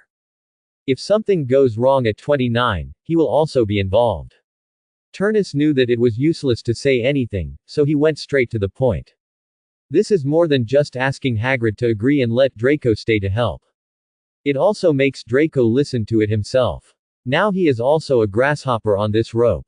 Hagrid couldn't help but fall into deep thought when he heard this. Yes, Turnus, this way Draco won't be able to tell on us, let's do it this way. After talking to Turnus, he turned around and said to Draco, viciously, you'd better be honest, now you are also an accomplice, be careful, don't let us go to Azkaban together, the environment there is very scary, I guarantee that you will pee in your pants in one night. Quote. Hearing Hagrid's strong threat, Turnus rolled his eyes. After looking at the condition of the dragon egg, Turnus did not stay for long and went back to the castle. This place is left to the two of them who have a common language. In the days that followed, Harry also knew that Draco had now joined their dragon-raising team. Although they had complaints about this, the situation was stronger than people. They had no other choice but to endure it silently. It's just that after getting along for a long time, although they still have some conflicts with each other, after communicating more, at least they no longer have the tit-for-tat feeling before. In fact, as early as the Christmas holiday before Draco came here, his father Lucius Malfoy had given him some advice on the current situation of Hogwarts. If there was no Turnus in the school before he rose strongly, your family could fully compete with Harry, who was taken care of by Dumbledore, and this is also the way Slytherin and Gryffindor get along in Hogwarts. But now it's different. Now Turnus is fully capable of suppressing the existence of an entire era with his own strength. Such strength is enough to affect the balance between the two students. Maybe you are still young now and don't feel it very obviously, but as time goes by, more and more people will gather around Turnus. In the end, he can gather a very large force just by relying on himself. So, in the future, your mode of action will also gradually change. Even if you can't be completely tied to Turnus, the Malfoy family is your help, but now it has become your obstacle. You can't let go of the entire family and join him, and you can't let the entire Malfoy family completely think about the Longbottom family. This is not only my problem, but also the intention of other people in the family. However, you can't be an enemy of Turnus, because as long as he doesn't die prematurely, then his rise will be unstoppable. Quote. Draco asked his father in confusion at the time, is the existence of Turnus really that important? Yes, with Turnus's current performance, he has even surpassed the person more than 10 years ago. Father, you mean the mysterious man? How is this possible? Draco asked in surprise. Although his father claimed that the mysterious man was controlled by the Imperious curse when he fell, as his son, he knew it was just an excuse. They thought again that Turnus had such a high weight in his father's eyes. However, it is right to think about it. Who can be able to fight against the troll in the first grade? And this is a direct confrontation, directly beating the troll without any ability to fight back. Such strength is said to be the first grade of the mysterious man. Even Merlin should not be able to do it when he was 11 years old. Some people may say that this should be the result of the Longbottom family's hard training. However, in the entire magic world, there are magic families that are much stronger than the Longbottom family. On the contrary, there are many. But why is there no one like Turners? That's right, so, under no circumstances, do not make a mortal enemy with Turners. You can even support him when necessary. It doesn't matter. Although the Malfoy family is too big, you can't rely on him now. But this doesn't mean that it will never be possible. Maybe there will be a chance in the future. If your relationship with Turners is good enough, maybe the fate of the Malfoy family will depend on you to save it. Draco was also very shocked at the time. The fate of the Malfoy family actually depended on him, or to be more precise, on another 11-year-old child. However, Draco did not question anything. Although he was still young, he could feel a trace of fear in his father's eyes. There are very few people who can scare his father. Dumbledore, who is still alive, is one of them. However, Dumbledore is burdened by his reputation and it is impossible for him to do anything to harm the Malfoy family. But there was another person who also scared his father, and that person was the mysterious man whose name could not be mentioned. That night, his father said a lot to him. Some of the unimportant things he had forgotten, but he still remembered most of the things in his heart. He dared not forget them, and he could not forget them. Before that, because he had no chance, he could only maintain his previous relationship with Harry and other friends of Turner's. But now that he had the opportunity to improve this relationship, although he would not put down his reserve and curry favor with Harry. But he gradually stopped competing with Harry everywhere. With Draco's deliberate efforts, his relationship with Harry's Iron Triangle gradually began to improve. Of course, it was only two people in the Iron Triangle, Harry and Neville. As for Ronald, what kind of person was he? What was there about the red-haired Weasley family that made the noble Malfoy lower his status to make friends with him? Not long after, the fire dragon Nob, under the careful care of the 5 people, was finally born successfully. Turners and Hermione were also present at the time. To be honest, the newly born fire dragon is not very good looking. It looks like a broken black umbrella, and it has a very bad temper. It will spit out dragon breath from time to time. I don't know if it is because it absorbed too much fire element in the dragon egg or what. Anyway, the power of the dragon breath of this fire dragon Nobo is not small at all. Hagrid was sprayed once, although the dragon breath was extinguished immediately. However, there is still a permanent injury on Hagrid's arm. This is still the case when KK, the Master of Treatment, is invited. Otherwise, at the beginning, Hagrid's whole arm was in a burning feeling. Even if he has the blood of a giant, Hagrid couldn't stand it, let alone the remaining few little network masters. So since then, when taking care of Nobo, everyone has been extra careful and dare not be careless. In order to prevent accidents, Turners also developed a fire extinguisher specifically for Nobo's dragon breath, just to prevent the fire from being extinguished at the fastest speed in critical moments to ensure that the losses are minimized. Fortunately, Turners later gave Nobo a brain enhancement potion with great pain, which improved his IQ a little. It suppressed the beast in his mind, so that he at least would not riot, and could easily identify some people. At least, now Nobo can remember Turners and others, and will not spray his dragon breath on them anymore. This also provides a certain safety guarantee for others to take care of Nobo. Of course, Nobo can't be angered, otherwise, his dragon teeth are not vegetarian. There is also a very strong fire poison on the dragon teeth, and it is not pleasant to be bitten. Hermione has rarely come here since Norbo was born. Girls are still a kind of creature in the world. Compared to Norbo's ugly appearance, Yuli is more fragrant. In the days that followed, everything was relatively calm, and no one came out to cause trouble at this time. Just when Turnus thought that such a calm could last until the final exam, a very serious thing suddenly happened. One night, Turnus was sleeping in his dormitory. Suddenly, he was awakened by a very palpitating feeling. When he woke up, Kiki, who was sleeping beside his pillow, had also woken up at this time. And compared to Turnus's vague feeling, Kiki obviously felt very clearly. She could clearly feel that Stilly, the unicorn living in the Forbidden Forest, was very dangerous, and even now she was seriously injured. This was obviously not a normal phenomenon, because it was said before that dealing with unicorns is a very thankless task. Not only can you not eat meat, but you will also get into trouble. However, when people are forced into a desperate situation, there are also some people who will take risks to deal with unicorns. Because, although the blood of unicorns, once it touches the lips of other creatures, then the creature will suffer a very serious curse. However, there are always some black wizards in the world, and they prefer to prolong their lives compared to curses. While the blood of unicorns has a powerful curse, the vitality contained in their blood is also very huge. Just a little bit can make a dying person rejuvenate. And it is obvious that there is such a dying black wizard now, and his idea has reached Stilly. For this, Turnus must not be able to tolerate. He got up immediately, put on a black leather windbreaker, and kicked all three guys sleeping on the bed next to him. For them who were sleeping soundly, being kicked awake must be a very bad experience. But when they opened their sleepy eyes, they lost their sleepiness in an instant. Because they saw a Turnus with a very ugly face. It was very rare to see him in this state. Even before, when Neville was teased by Draco, Turnus did not have such an expression. But now, such a terrifying expression appeared on Turnus' face.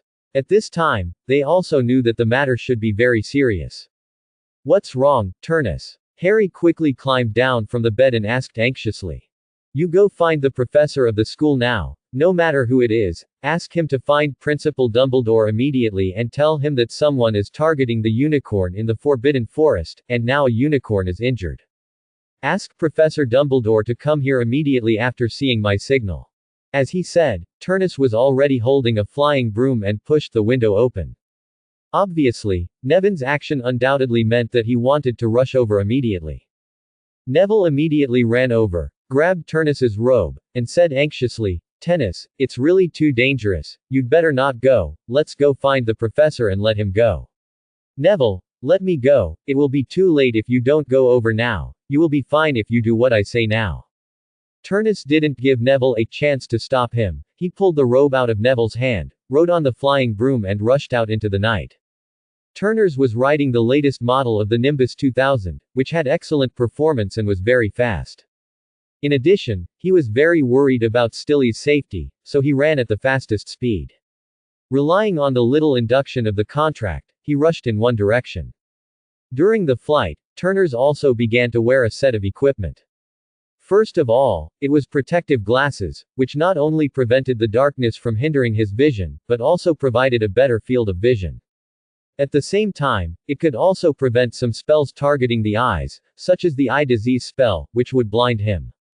Then there was the leather windbreaker on his body, which was a specially made magic prop with very strong protective ability.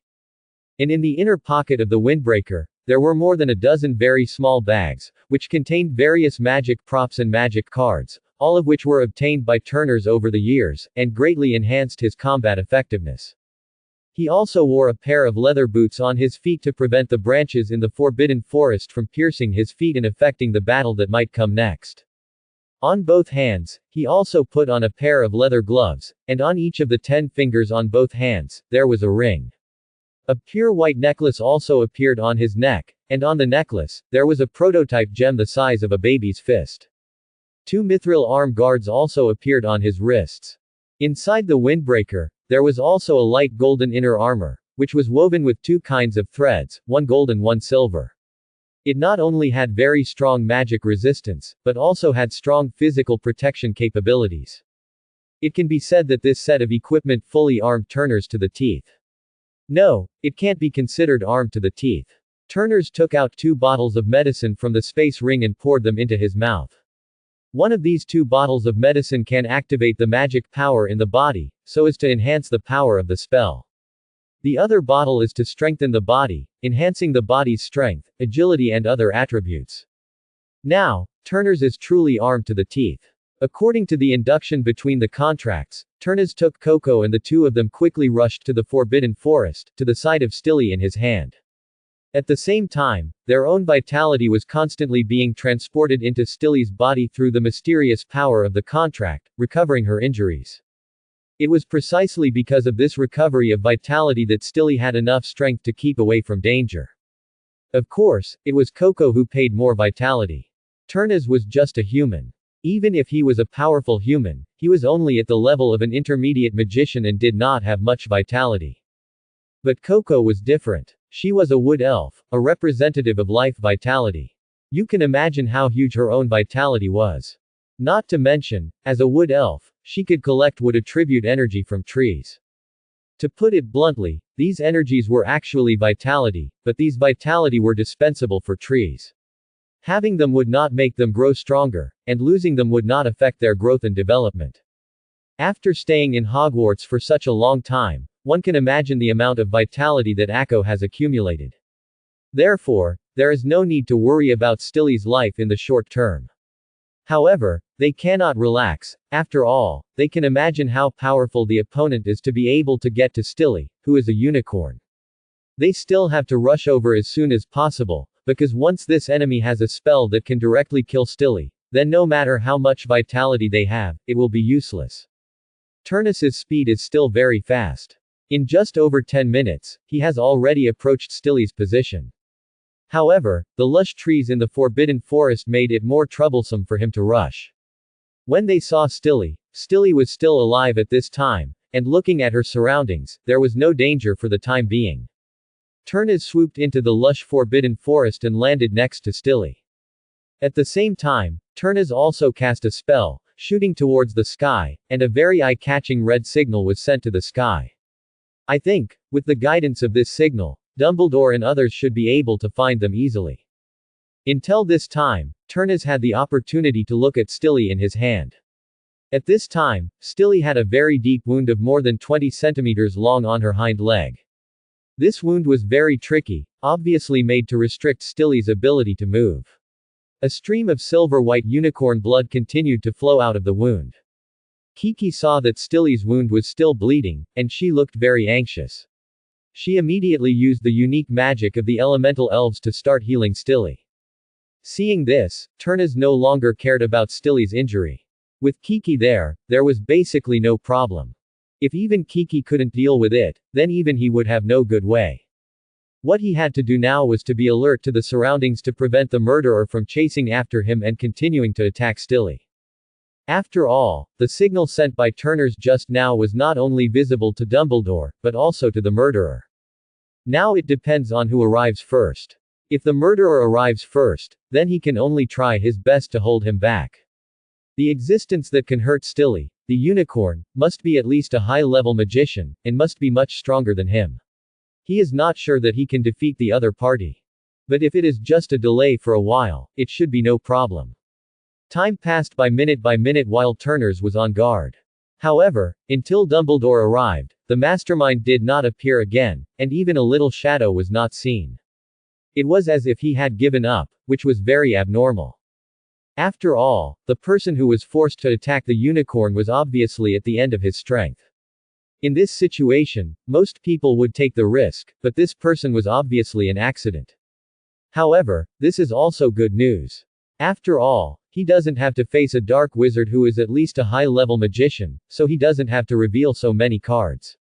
After Dumbledore appeared, Turnus had already quietly put away his equipment that he thought was a rich man's.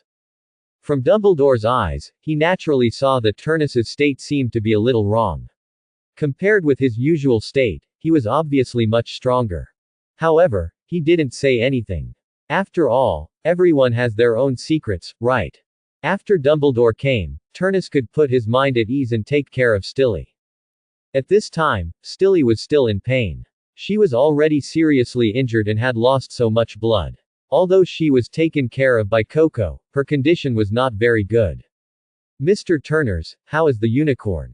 Dumbledore looked at Stilly who was lying on the ground with concern. It's no big deal. It depends on the situation. There will be one more unicorn in Hogwarts in the near future.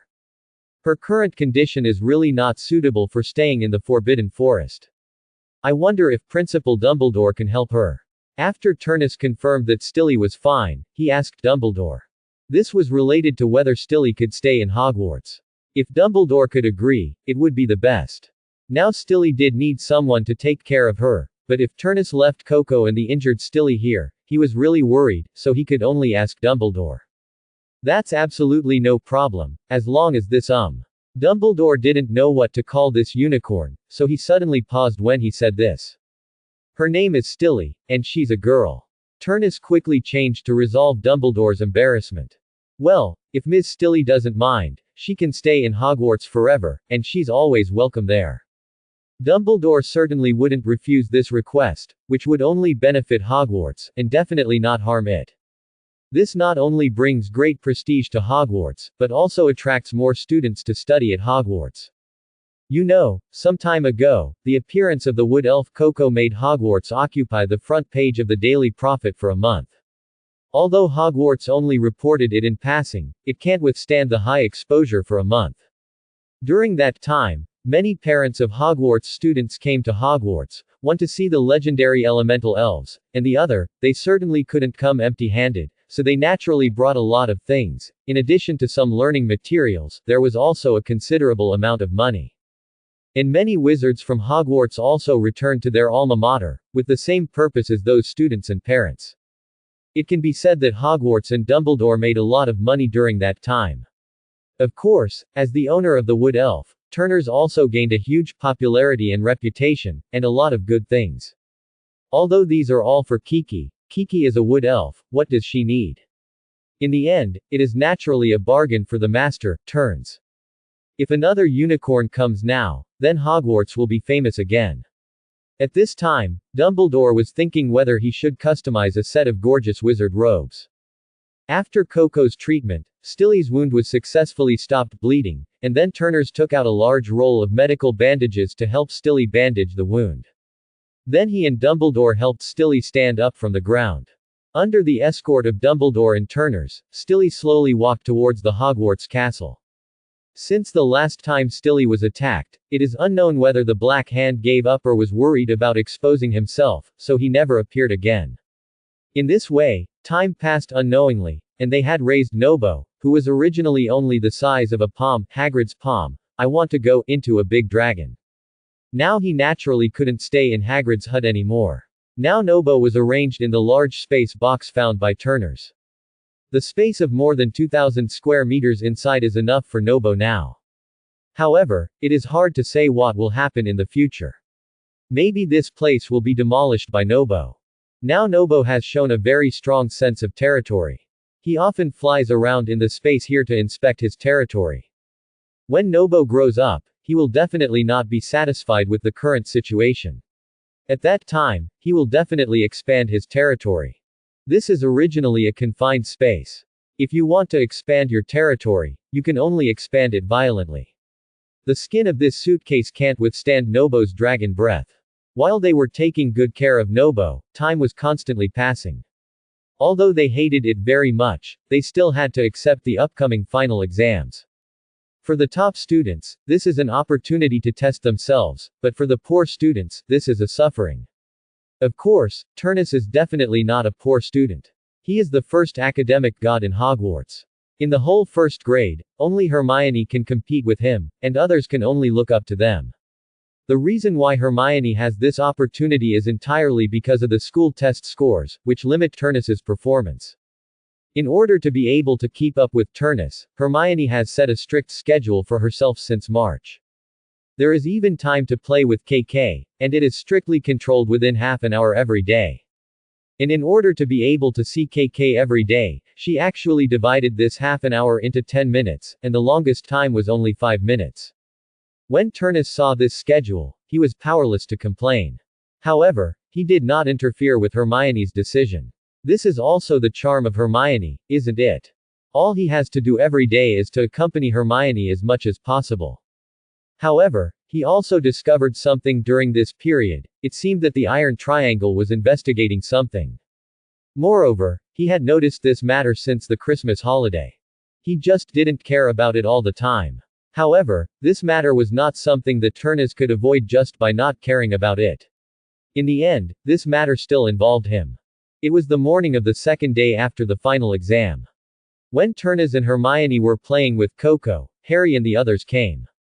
Tenors, something bad has happened. Voldemort may come back in our school. After Harry confirmed that there was no one around, he said to Turnus anxiously. Turnus also became interested in this matter. He definitely didn't want to do such a thing. After all, Turnus hasn't grown up yet.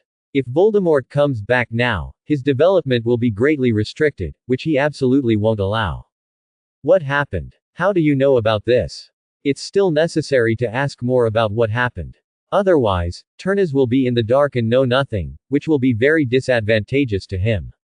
Especially, when the opponent's name is Voldemort, then no matter how cautious you are, it is right. It's like this. At the beginning of last year's school, Harry told all his investigations in the past year and told Turnus all the information he thought might be useful. After listening to everything, Turnus basically understood it. Moreover, combined with the plot he remembered, Harry's guesses this time were basically correct. The only problem was that Harry wore tinted glasses and took Snape as the first suspect. This was the only problem with him. As for the rest, there was no problem. Whether it was Voldemort's purpose or other things, they were basically right. Okay, what do you think now? Why didn't you tell Professor Dumbledore and them? Opening square bracket question mark quote. Turnus knew that it was useless to be anxious at this time. What they needed most now was to calm down and think carefully about the solution. No, we just asked Professor McGonagall. She said Professor Dumbledore is not in Hogwarts now, and since he lost the Ministry of Magic, it seems that Fudge wants to find him. Harry said helplessly. Indeed, this is helpless. When Dumbledore is needed most, he is not here. Turnus also has a headache. With his own strength, he really can't guarantee that he is Voldemort's opponent, even if this Voldemort is just a very weak and lingering existence. Turnus thought about it, and then decided to go to the room on the third floor to take a look, at least to make sure if there is anyone there now. If not, it's okay, at least they don't have to be so anxious. If someone has already entered, then they need to act as soon as possible, otherwise, there may be big trouble. However, before that, Turnus still wrote a letter to Professor Dumbledore, and the sublimation coal was delivered to Dumbledore's campus as soon as possible. Regardless of the two possibilities, Professor Dumbledore needs to come back, because only he has the strength to stabilize everything, and other college teachers do not have that strength. Although it is helpless, this is the fact. After completing it, Turnus brought Hermione and the Iron Triangle to the room at the end of the corridor on the third floor. However, the worst thing is that the door of the room was open at this time. After they slowly pushed it open, they saw the three-headed dog inside sleeping, and there was a harp that he was playing next to it. Turnus did not dare to disturb the three-headed dog, and carefully closed the door. The other sleeping little guys retreated a distance to the outside. He said with a somewhat ugly face, "The situation is not good. It seems that someone has entered. It is very likely that it is the Voldemort you mentioned. Even if it is not, it should be his accomplice. Then what should we do? Principal Dumbledore is not here, so why don't we chase him? Maybe we can get there before him, and the Philosopher's Stone will be able to stop him at that time." Harry expressed his thoughts a little whimsically. Turnus slapped Harry on the head in anger and said speechlessly, "Are you stupid? With your first-year magic level, what are you doing? Are you going to give the other party a head? Then what should we do? Turnus, make a decision quickly." Hermione also knew that she couldn't act rashly now, but should be more cautious, at least to ensure her own safety, otherwise it would be redundant to say anything. Turnus thought about it and decided to inform the professors in the school first. They might not be Voldemort's opponents, but that only refers to Voldemort in his prime. That was an existence that could compete with Dumbledore. But who said that the current Voldemort is in his prime? Turnus even preferred to believe that Voldemort at this time was already lingering on and had little combat power. Moreover, now, Turnus also remembered something. Perhaps, the dark wizard who attacked Stilly in the Forbidden Forest before might be Voldemort. Thinking of this, he couldn't let Voldemort go. He actually wanted to hurt his Stilly. If he let Voldemort succeed, how could he be worthy of Stilly? How about this, Ronald, you and Neville, awesome, go to the school now and find the deans of each college. They must be very powerful to be able to become deans. With them, even if it is dangerous, we should be able to deal with it. Before Turnus finished speaking, Harry raised an objection. No, didn't I say it before? Snape is the one who alerted the Philosopher's Stone. If we look for him now, won't we alarm him? Turners was full of black lines, and he really doubted Harry's IQ. Or, because of the prejudice between each other, Harry had completely lost his mind. He slapped Harry on the back of the head without any mercy, and lectured him rudely. Let's not talk about whether Snape is this person or not. Even if he is, since you can find so many mistakes, doesn't that mean Professor Dumbledore didn't find any? Or are you smarter than Professor Dumbledore? Don't let personal prejudices get involved in your analysis and judgment. This will only hurt you. Moreover, even if what you said is true, Professor Snape should no longer be in the school, but should be there. He pointed to the room at the end of the corridor. Hearing this, Harry and Ronald, who were originally a little indignant, suddenly fell silent. Yes, Turner's analysis was correct, which made them feel a little ashamed. Okay, I'll continue to arrange it. Don't interrupt me again. Turners glanced at Harry, and the meaning of this glance was very clear. He also knew that he was indeed a little impulsive, and did not refute it. He listened to Turner's plan very seriously. Ronald and Neville, you go find someone, and the rest of us will stay here to watch. This way, we can ensure that even if someone takes out the Philosopher's Stone from inside, we can stop them from leaving and buy time for the arrival of other professors. And, if necessary, we can also go in and take a look. In short, everything should be based on the Philosopher's Stone as the top priority. Do you understand? Well, we know 440, so let's go. With that, Neville pulled Ronald and rushed to the dean's office.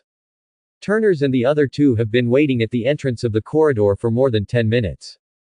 Perhaps it was a psychological effect. Turners and the others always felt that time was passing very slowly, which made Harry a little impatient.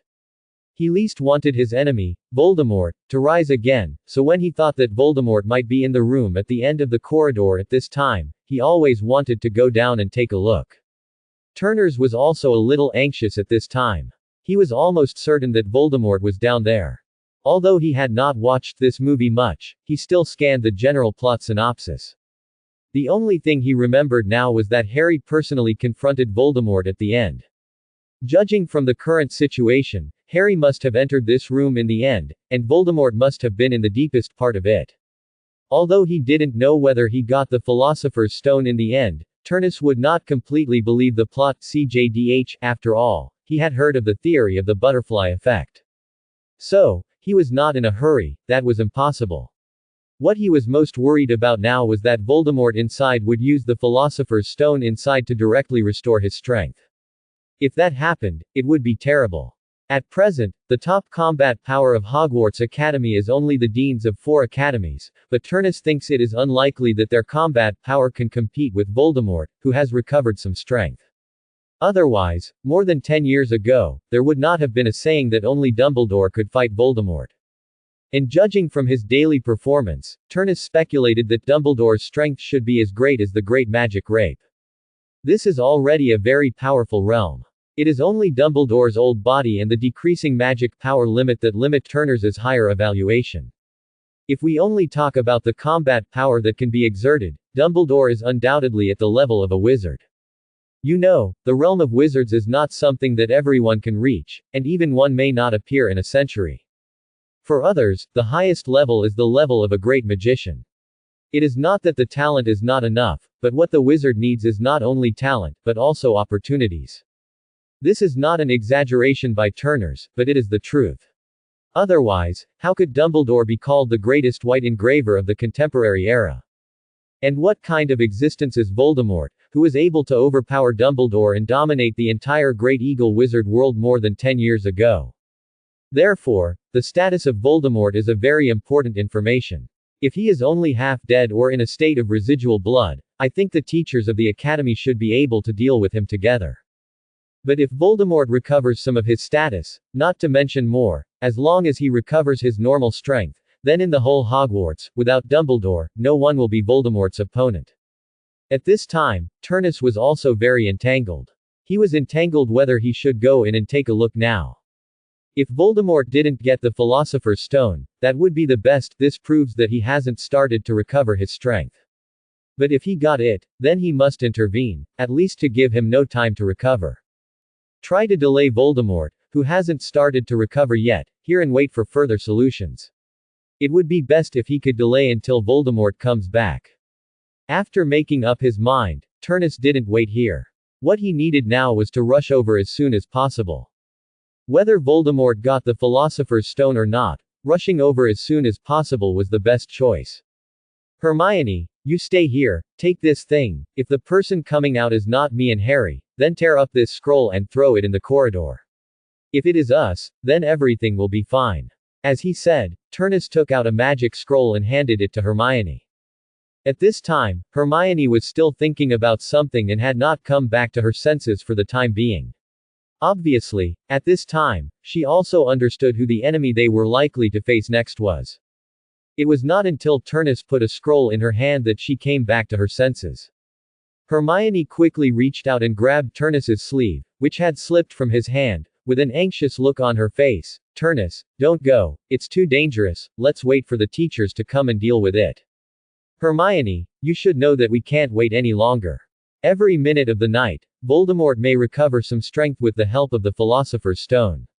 We can't wait any longer, I must go. Turnus gently reached out and wiped away the tears from Hermione's eyes, and said firmly. Hermione was originally a very smart girl, she knew that this was indeed the best decision at the moment, but she just watched her good friend. Is it really just a good friend? She asked herself in her heart. Walking into that dangerous corridor, she said she was unwilling to say anything. After looking at Hermione again, Turnus resolutely pulled his sleeves out of her hands, and without waiting for Hermione to react, he pulled Harry up and rushed into the room at the end of the corridor. In fact, Turnus was still very confident about this action. If nothing else, at least he could be sure that in this action, Harry successfully prevented Voldemort from making a comeback. Even if the whole incident changed due to some butterfly effects, it should not be so far away.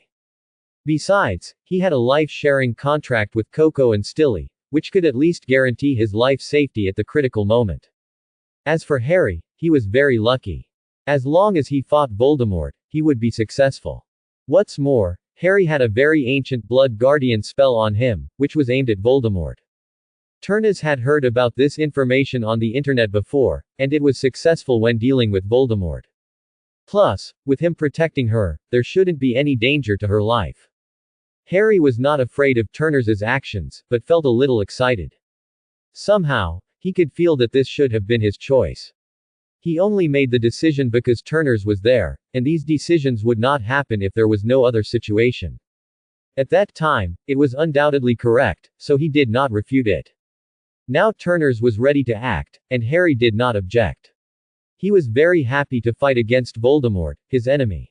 Harry was not a coward, and he would not care whether he was Voldemort's opponent or not. He only knew that Voldemort was his enemy, and that was enough.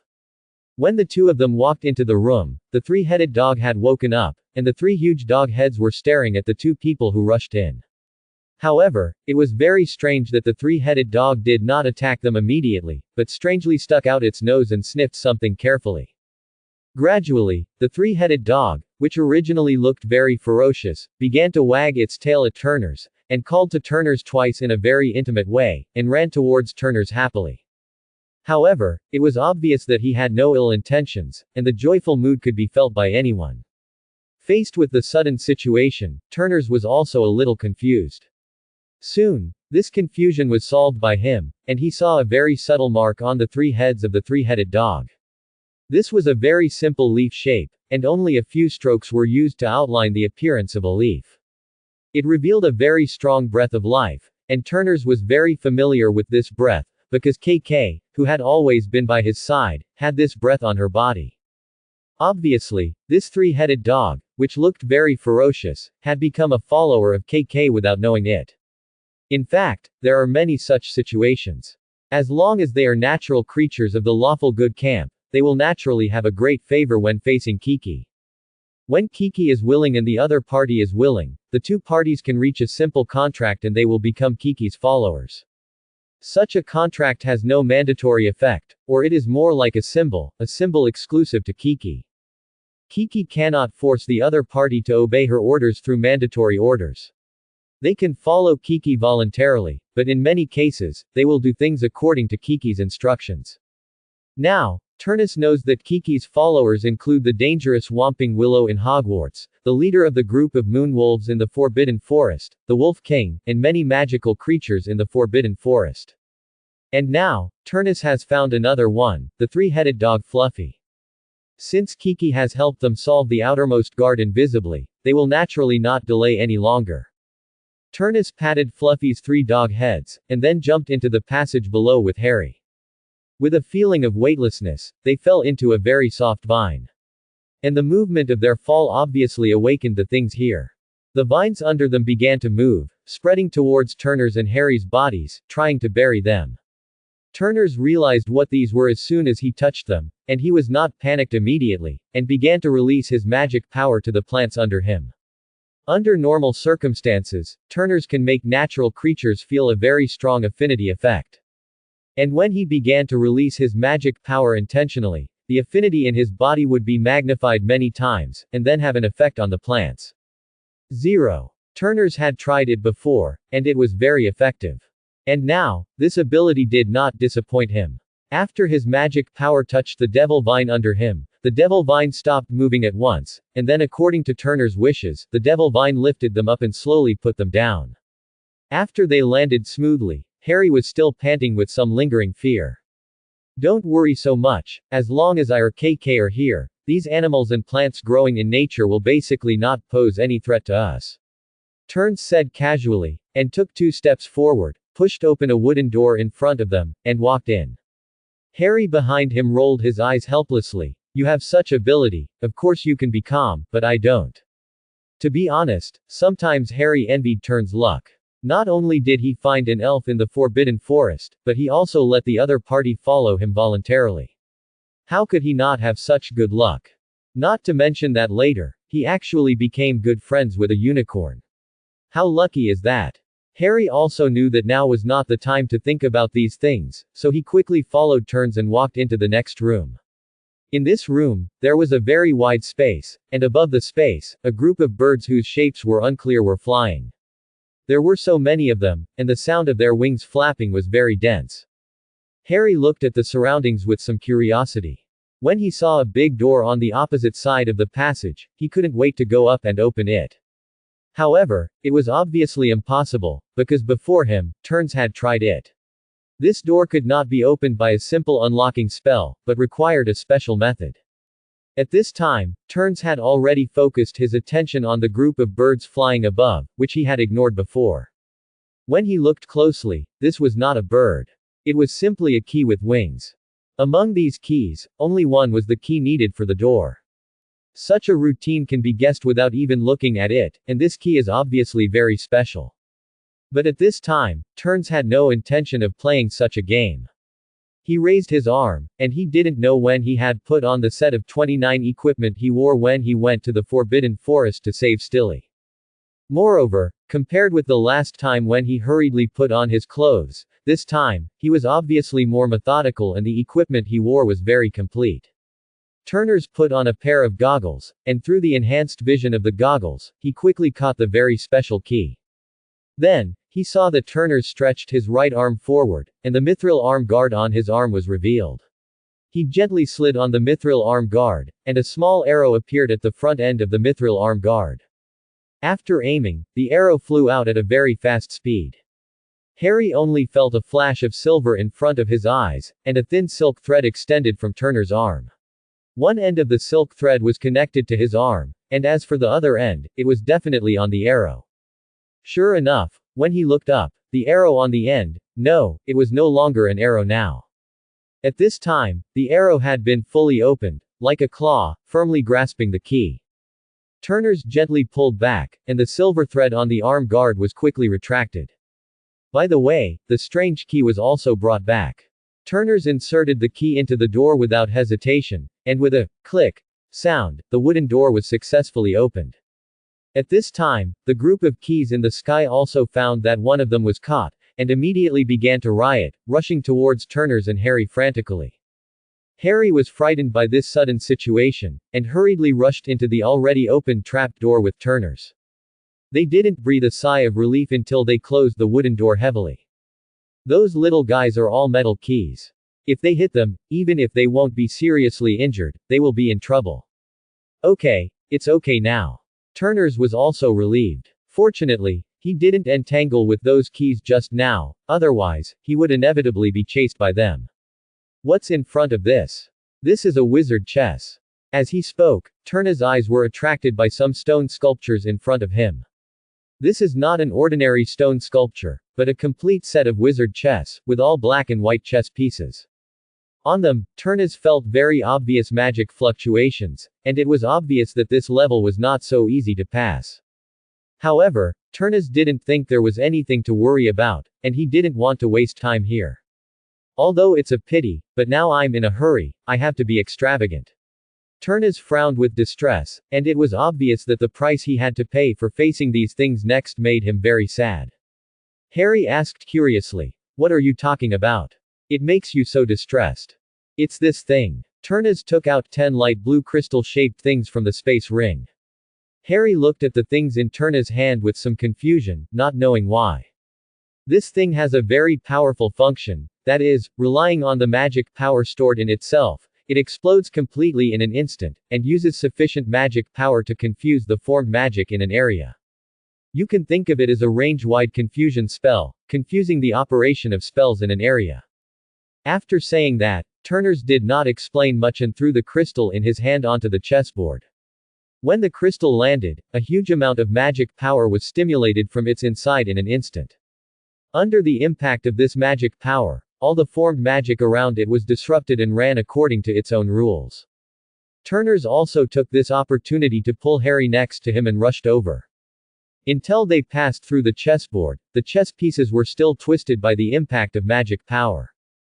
One moment it turned into a small wizard chess piece, and the next moment it turned back into their huge stone sculptures.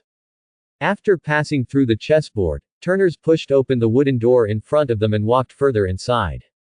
When they entered the room, the first information they got was not what they saw with their eyes, but what they asked through their noses. 360. In this room, Turners smelled a very familiar smell. It was the smell of the troll that invaded the castle when he met it in Hogwarts last year. However, when they saw the whole room, they were relieved. At this time, the troll guarding this room was dead. The cause of death was a hole in the head, and the brain and blood inside were all over the floor. When they saw this, Turners and Harry accelerated their pace and wanted to run inside. This troll was obviously dead a long time ago. There must be someone inside now. If they were slower, the opportunity would be gone. After the two looked at each other, they rushed to the next room without saying a word. However, the next room was obviously a little different. When they stepped into this room, the two doors at the end of the room were burning with flames. Harry was shocked when he saw this. The flames on these two doors were really weird. The door they just came to was burning with purple flames.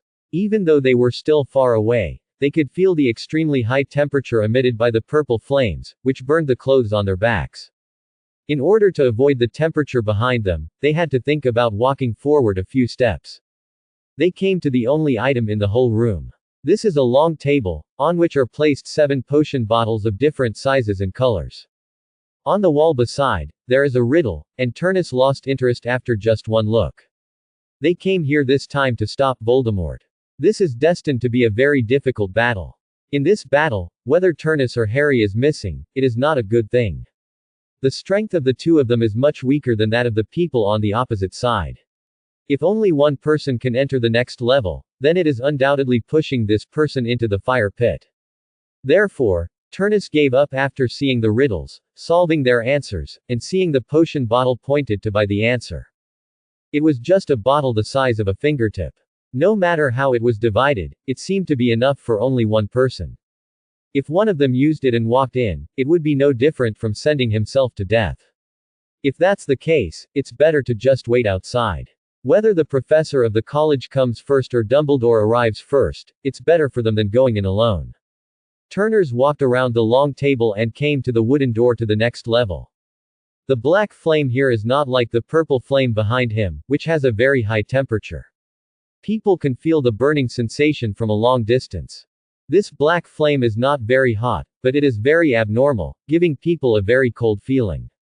This is strange. What kind of flame makes people feel cold instead of hot when burning? Turners doesn't know this yet, and he doesn't want to know. What he has to do is to remove the defense here so that they can enter the next room. Turners is thinking, what can he do to break through the defense here and go to the next room? He basically thought about all the magic props or other props related to fire that he has collected now. Finally, he remembered something. It was a very strange lamp. It had no flame. Only when it was close to the fire source would it light itself up by absorbing the flame of the fire source. This could indeed solve the current dilemma. Of course, the premise was that the lamp could withstand the upper limit of this black flame. Otherwise, it would not only be Turners who destroyed all the Japanese props. They would also face a forced choice, whether he should go in or Harry should go in. When Turners took out the lamp and approached the black flame, Harry followed closely behind, carefully approaching the black flame. As they approached, Harry was still a little confused at first. He didn't know what Turners was doing. Was he collecting fire? He had thought so. But soon, the facts gave him the answer. The unlit lamp produced a suction force when it approached the black flame. Under the effect of this suction force, the strange black flame in front of them was slowly sucked towards the wick of the lamp uncontrollably. The closer they got, the stronger the suction force became. In the end, when the distance between the two was very close, the black flame had been completely absorbed into the lamp. Seeing this scene, Turners was very happy. In this way, they didn't have to make a choice. They immediately put away the lamp and thought about going to the next room. This was the last room. In this room, the first thing they saw when they entered was the huge mirror. This mirror looked a little strange and was very abrupt in this room. In front of this mirror, there was a figure. This figure was not Professor Snape as Harry and the others had guessed, but Quirrell, their defense against the dark arts professor for this school year. When they saw this figure, everything became clear. In Harry's previous narration, Quirrell, who was always thinking about how to stop Snape, was the initiator of all this. Turners came in and saw Quirrell. Law naturally saw Turners as well. When they saw each other, neither of them had any intention of holding back. They used their wands, which were always ready, and fired at each other together, releasing spells. Logically speaking, Turnus's strength should not be comparable to that of a professor, and a defense against the dark arts teacher. Although Quirrell's performance was very timid during this year, he had no sense of existence and no sense of strength at all. However, how could someone who could help Voldemort to attract the attention of the Philosopher's Stone be so simple? Naturally, his real strength must be more than that. So, from the beginning, Turnus was doing his best. What surprised Turnus was that Quirrell's strength at this time was really not very good. Even in the competition of magic, he seemed to be more unsustainable and at a disadvantage. If it weren't for the fact that the spells he cast were all advanced and powerful, he might have been suppressed by Turnus. But even so, the professor is a professor after all, and his knowledge reserves are there, which is definitely not comparable to Turners, a kid who has studied magic for a year. In the end, Quirrell was more skilled and successfully knocked the wand out of Turners' hand with a disarming spell. And Harry became a bonus that was solved by the way. Turners, whose wand was knocked away, was not very panicked, and still looked at Quirrell calmly. In the duel before, he found that Quirrell at this time did not intend to kill him, otherwise, he would not have surrendered so easily. With the strength that Quirrell just showed, if he really tried his best, he could still compete with Quirrell, because he is indeed too strong on the outside but weak on the inside. He has a strong knowledge reserve, but his body seems to be hollowed out and very weak. Look who's here, isn't this our man of the hour, Turnus Longbottom, and our savior, Harry Potter? Quirrell finally breathed a sigh of relief after knocking their wands away, and then he spoke in a very mocking tone. How is this possible? Shouldn't it be Snape? Why you? Harry was confused at this time. Although Turners had made some analysis before, he still approved of his own investigation results. He always felt that his guess was correct and that it was all Snape's doing. But what she didn't expect was that Professor Quirrell, who he thought was a hero, became the mastermind behind this matter. Yes. Snape. A sinister venomous snake. Anyone would think he has a problem, and what about Professor Quirrell? He is just a timid coward, how could anyone think of him? Ha ha ha ha. At this time, Quirrell seemed very proud. After all, his performance fooled everyone. Even Harry, who had been investigating him from the beginning, the savior, never doubted him. Such a result is indeed worthy of his pride. Just as Quirrell was talking about his outstanding performance in a mocking tone, a hoarse voice that seemed weak, but so special that people could feel creepy just by listening to the voice, came from behind Quirrell. Quirrell, let me talk to them. But, Master, you are really too weak. At this time, Quirrell showed the timid expression he had shown in front of other people in the school before. Shut up, I still have this little strength. Obviously, the owner of this voice was very unhappy about being questioned. Quirrell immediately obeyed. He turned around, took off the scarf full of strange smell on his head, and turned around. A very magical scene happened. Just after Quirrell turned around, there was another face on the back of his head. This face was not as obvious as a normal person, the facial features seemed a little small, the whole face looked like an adult's face, but the size was only the size of a baby. Moreover, his nose was not prominent, but rather two narrow holes without a nose tip. His eyes were also very sharp, and ordinary people did not dare to look him in the eye, as they were full of violence and madness. The identity of this person was already very obvious, and it must be Voldemort. Harry Potter. Hello. We meet again. Voldemort's tone was very gloomy, giving people a very bad feeling, especially when he looked at Harry, he revealed deep malice. However, it was very contradictory that although Voldemort hated this little devil who brought him destruction, he seemed to despise Harry so much. Because, in his heart, that time was just an accident, not Harry's own credit, but only because of a mother's love for her child that made him fail. Turnus, hello, you are very talented, would you consider following me? I can spend a lot of resources to train you and make you the next Dark Lord. As long as you offer your loyalty, you can get my gift. Voldemort didn't care about Harry. But for turns, the flaws are particularly important. In this year, he who depends on Quirrell has heard a lot about turns. Whether it is his own talent or his strong luck, Voldemort is very jealous.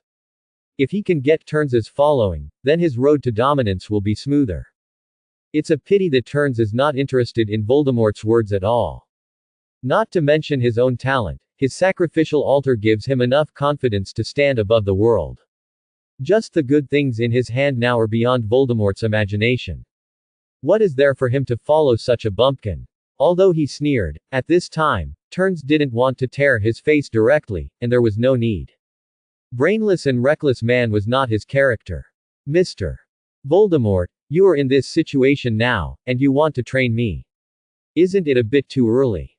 Hearing Turns' words, Voldemort's face was a little embarrassed, and the veins on his face were bulging, and he looked very angry and depressed. He couldn't refute Turns' words, because what he said was right, and he could only bear it silently. It doesn't matter. I can't do what I said right now, but I will be able to rise again soon. When that time comes, what I said before will still be valid. Voldemort is also a proud person.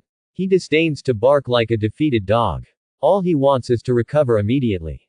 Only in this way can he make Turns follow him. Voldemort controlled Quirrell's body and turned his face to Harry's side. He said with a ferocious face, Harry Potter, now, give me the Philosopher's Stone. I can show mercy and forgive your sins. Otherwise, your end will be miserable. Quote. Harry was also very scared at this time. In fact, as early as when he just came in and saw the erased sunglasses, he had already noticed that a fist-sized object fell into his trouser pocket. It was just that before, Turns was fighting with Quirrell briefly, and he couldn't disturb him at that time. Later, Turns was also disarmed, so he dared not speak out, worried that the Philosopher's Stone would fall into Voldemort's hands. But obviously the situation was not as optimistic as he thought. Voldemort obviously had already noticed that the Philosopher's Stone was in his hands. Now he was going to ask for the Philosopher's Stone from him. It was obviously impossible to ask Harry to hand over the Philosopher's Stone. Apart from other things, they were enemies. After knowing that Voldemort killed his parents, Harry hated Voldemort so much that he couldn't compromise with anyone. But from here, Turns also knew one thing, that is, Voldemort had not yet obtained the Philosopher's Stone, which was undoubtedly very beneficial to them. As long as Voldemort had not obtained the Philosopher's Stone, they would have the opportunity to take it. Voldemort stayed here for a long time, and as long as the professors arrived, they would be safe. Of course, there was a better possibility, that was Dumbledore was back to work. In that case, maybe this time, they can not only stop Voldemort's conspiracy, but also go one step further and get rid of Voldemort's residual soul that is now attached to Quirrell's body. Although he also knew that Voldemort had many soul fragments, solving this one would not solve the fundamental problem. Voldemort seemed very sure about the whereabouts of the Philosopher's Stone. In addition, Turnus had no weapons in his hands at this time. What does it mean for an 11-year-old child to be without weapons? Of course, there is no threat. So, he didn't care about Turnus on the side, and walked towards Harry, wanting to rely on his own physical strength to forcibly search for the Philosopher's Stone on Harry. As Voldemort approached, Turnus was also very anxious, but he didn't dare to act rashly. He knew that once he started to act, he had to solve Voldemort with thunder and lightning, or at least subdue him, otherwise, both of them would be defeated here today. However, he was really unsure, so Turnus was waiting for an opportunity for Voldemort to relax his vigilance. Imagine a person facing two children, and these two children did not pose any threat to him. And the children had what he needed. Under what circumstances would this person be least vigilant? Without a doubt, it must be when he got what he desperately wanted. So, Turnus wanted to launch a sneak attack on Voldemort at that time. If his sneak attack still failed at that time, he would accept the fact that he was trapped here this time. Anyway, he would not die, so what was the big deal? That's right, Turnus was very sure that he and Harry would be fine.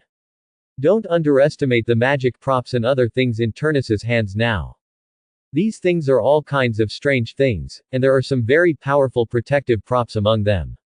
With these things to protect his life and self-defense, if he can still be killed by a person who is already lingering on, then he doesn't need to live. However, if that happened, the remaining soul of Voldemort might escape, which he did not want to see. As Voldemort approached, Turnus' spirit became tense, ready to strike and kill at any time. However, the situation did not seem as bad as he imagined. At the moment when Harry was caught by Voldemort, something unexpected happened. Voldemort's hands holding Harry were like holding a branding iron, with bursts of white smoke rising, and the whole palm seemed to be burned. Such an emergency made both Voldemort and Quirrell very painful. It was at this time that Turnus finally saw the opportunity. He did not care about the rare props, and immediately activated the rings on the index and middle fingers of his left hand, as well as the ring on the index finger of his right hand. These three rings in total emitted waves of energy fluctuations. The ring on the index finger of his left hand emitted a fiery red light, the middle finger emitted a light yellow light, and the index finger of his right hand emitted a purple electric light. After a short activation, the three rays of light suddenly rose up, and the three rays of light shot towards the combination of Voldemort and Quirrell, who were in pain. Harry, who was standing by, saw this, and gave up the idea of continuing to catch Voldemort with his hands. He quickly dodged to the side. His decision was very correct, and he was glad for it afterwards. The three rays of light shot at Quirrell's body, and the red light formed a very hot flame, which completely enveloped Quirrell's body. The pale yellow light, like a pale yellow halo, imprisoned Quirrell in place, and he couldn't even blink his eyelids. The sound of his miserable wailing, which was originally due to contact with Harry and the subsequent burning of the flames, also stopped abruptly because of this tightening. The most powerful and dangerous one was still the purple electric light. After hitting Quirrell, a terrifying thunderbolt exploded, and Quirrell and the floor within 1 meter around him were all burned black. The most miserable was the residual soul of Voldemort attached to Quirrell's body. As a residual soul, it was a species of yin attribute. Before the extremely strong and yang lightning, it had been completely shattered before it struggled.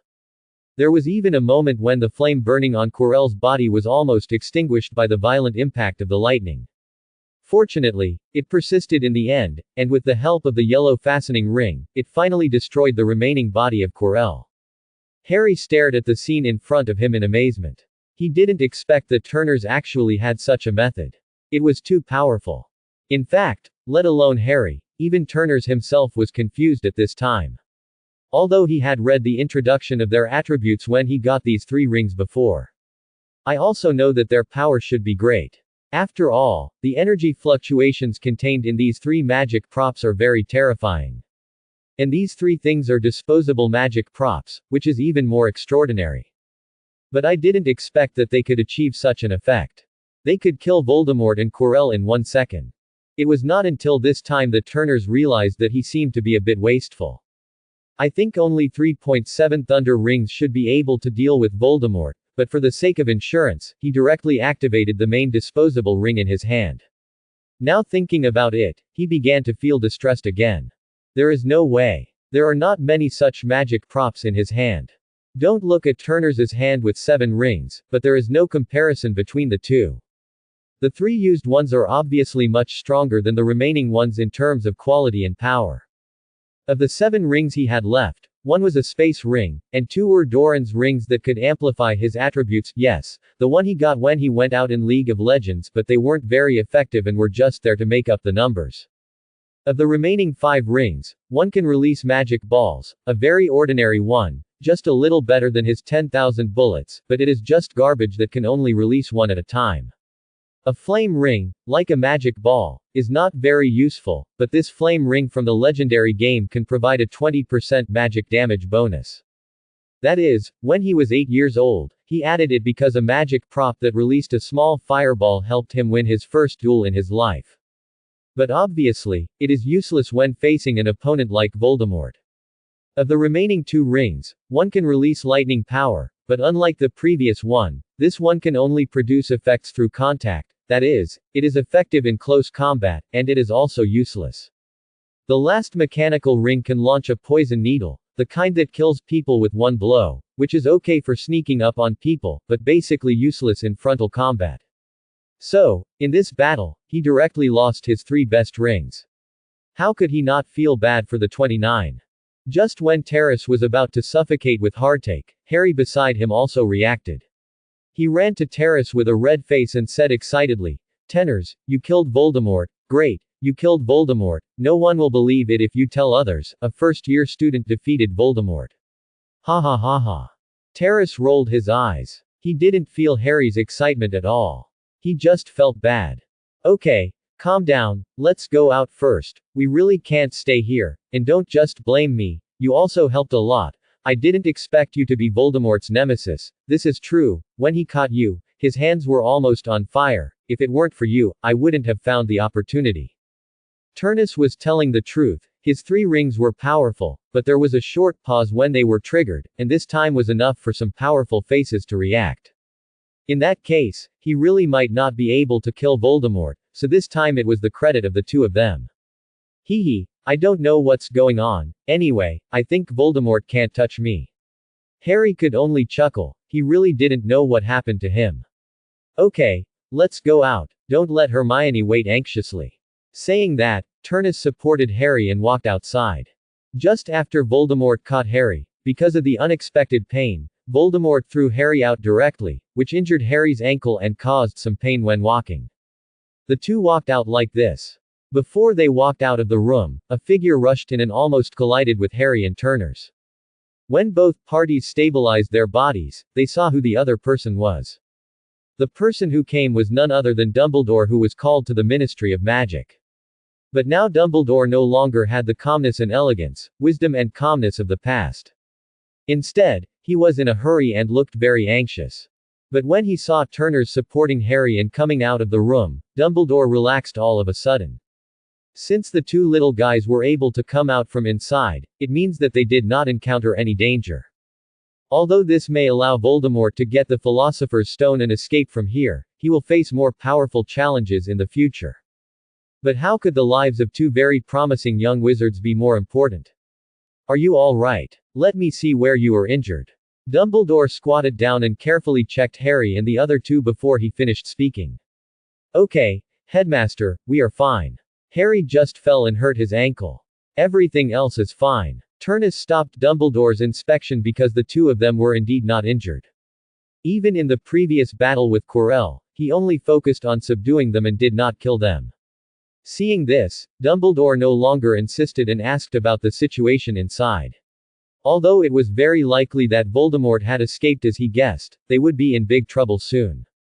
But he still held on to the fluke mentality that maybe Voldemort had not come here at all. Of course, this was just the most ideal result. Turnus, did anything happen inside? Well, you know. Dumbledore didn't know how to ask for a moment and was a little hesitant. In Dumbledore's eyes, no matter how outstanding Turnus was, he was still a child. He was afraid that mentioning that person's name would scare him. After all, he didn't know how much Turnus could bear. Okay, Headmaster, you want to ask about Voldemort, right? Turnus also knew that the current Great Eagle wizarding world was still shrouded in the shadow of Voldemort. Many people would tremble when they mentioned this name. And such performance is a very common phenomenon among adults, let alone a child. It is normal for Dumbledore to not say 863. Turnus pointed behind him and said in a very arrogant way, he is in there, but he may be, well, different from what you imagined. You should be prepared, Headmaster. As he said that, Turnus supported Harry and continued to walk outside. Dumbledore obviously had to go in to take a look, otherwise he would not be at ease. The most important thing for Turnus now was to send Harry upstairs to receive treatment from Madame Pomfrey. When Dumbledore saw Turnus's performance and Harry's proud expression, he knew that Voldemort had indeed been here, but the situation did not seem to be as bad as he imagined. Immediately, he got up and walked into the last room without any nonsense. After entering here, the first thing he saw was Quirrell's body that had been burned into a pile of charcoal. As for why he was sure that it was Quirrell's and not someone else's, the strange-smelling headscarf that fell on the ground explained everything. After a thorough inspection, Dumbledore left here first. After all, the two little guys involved are here now. If you want to know something, asking them is the best solution. Thanks for watching, please subscribe and support our channel.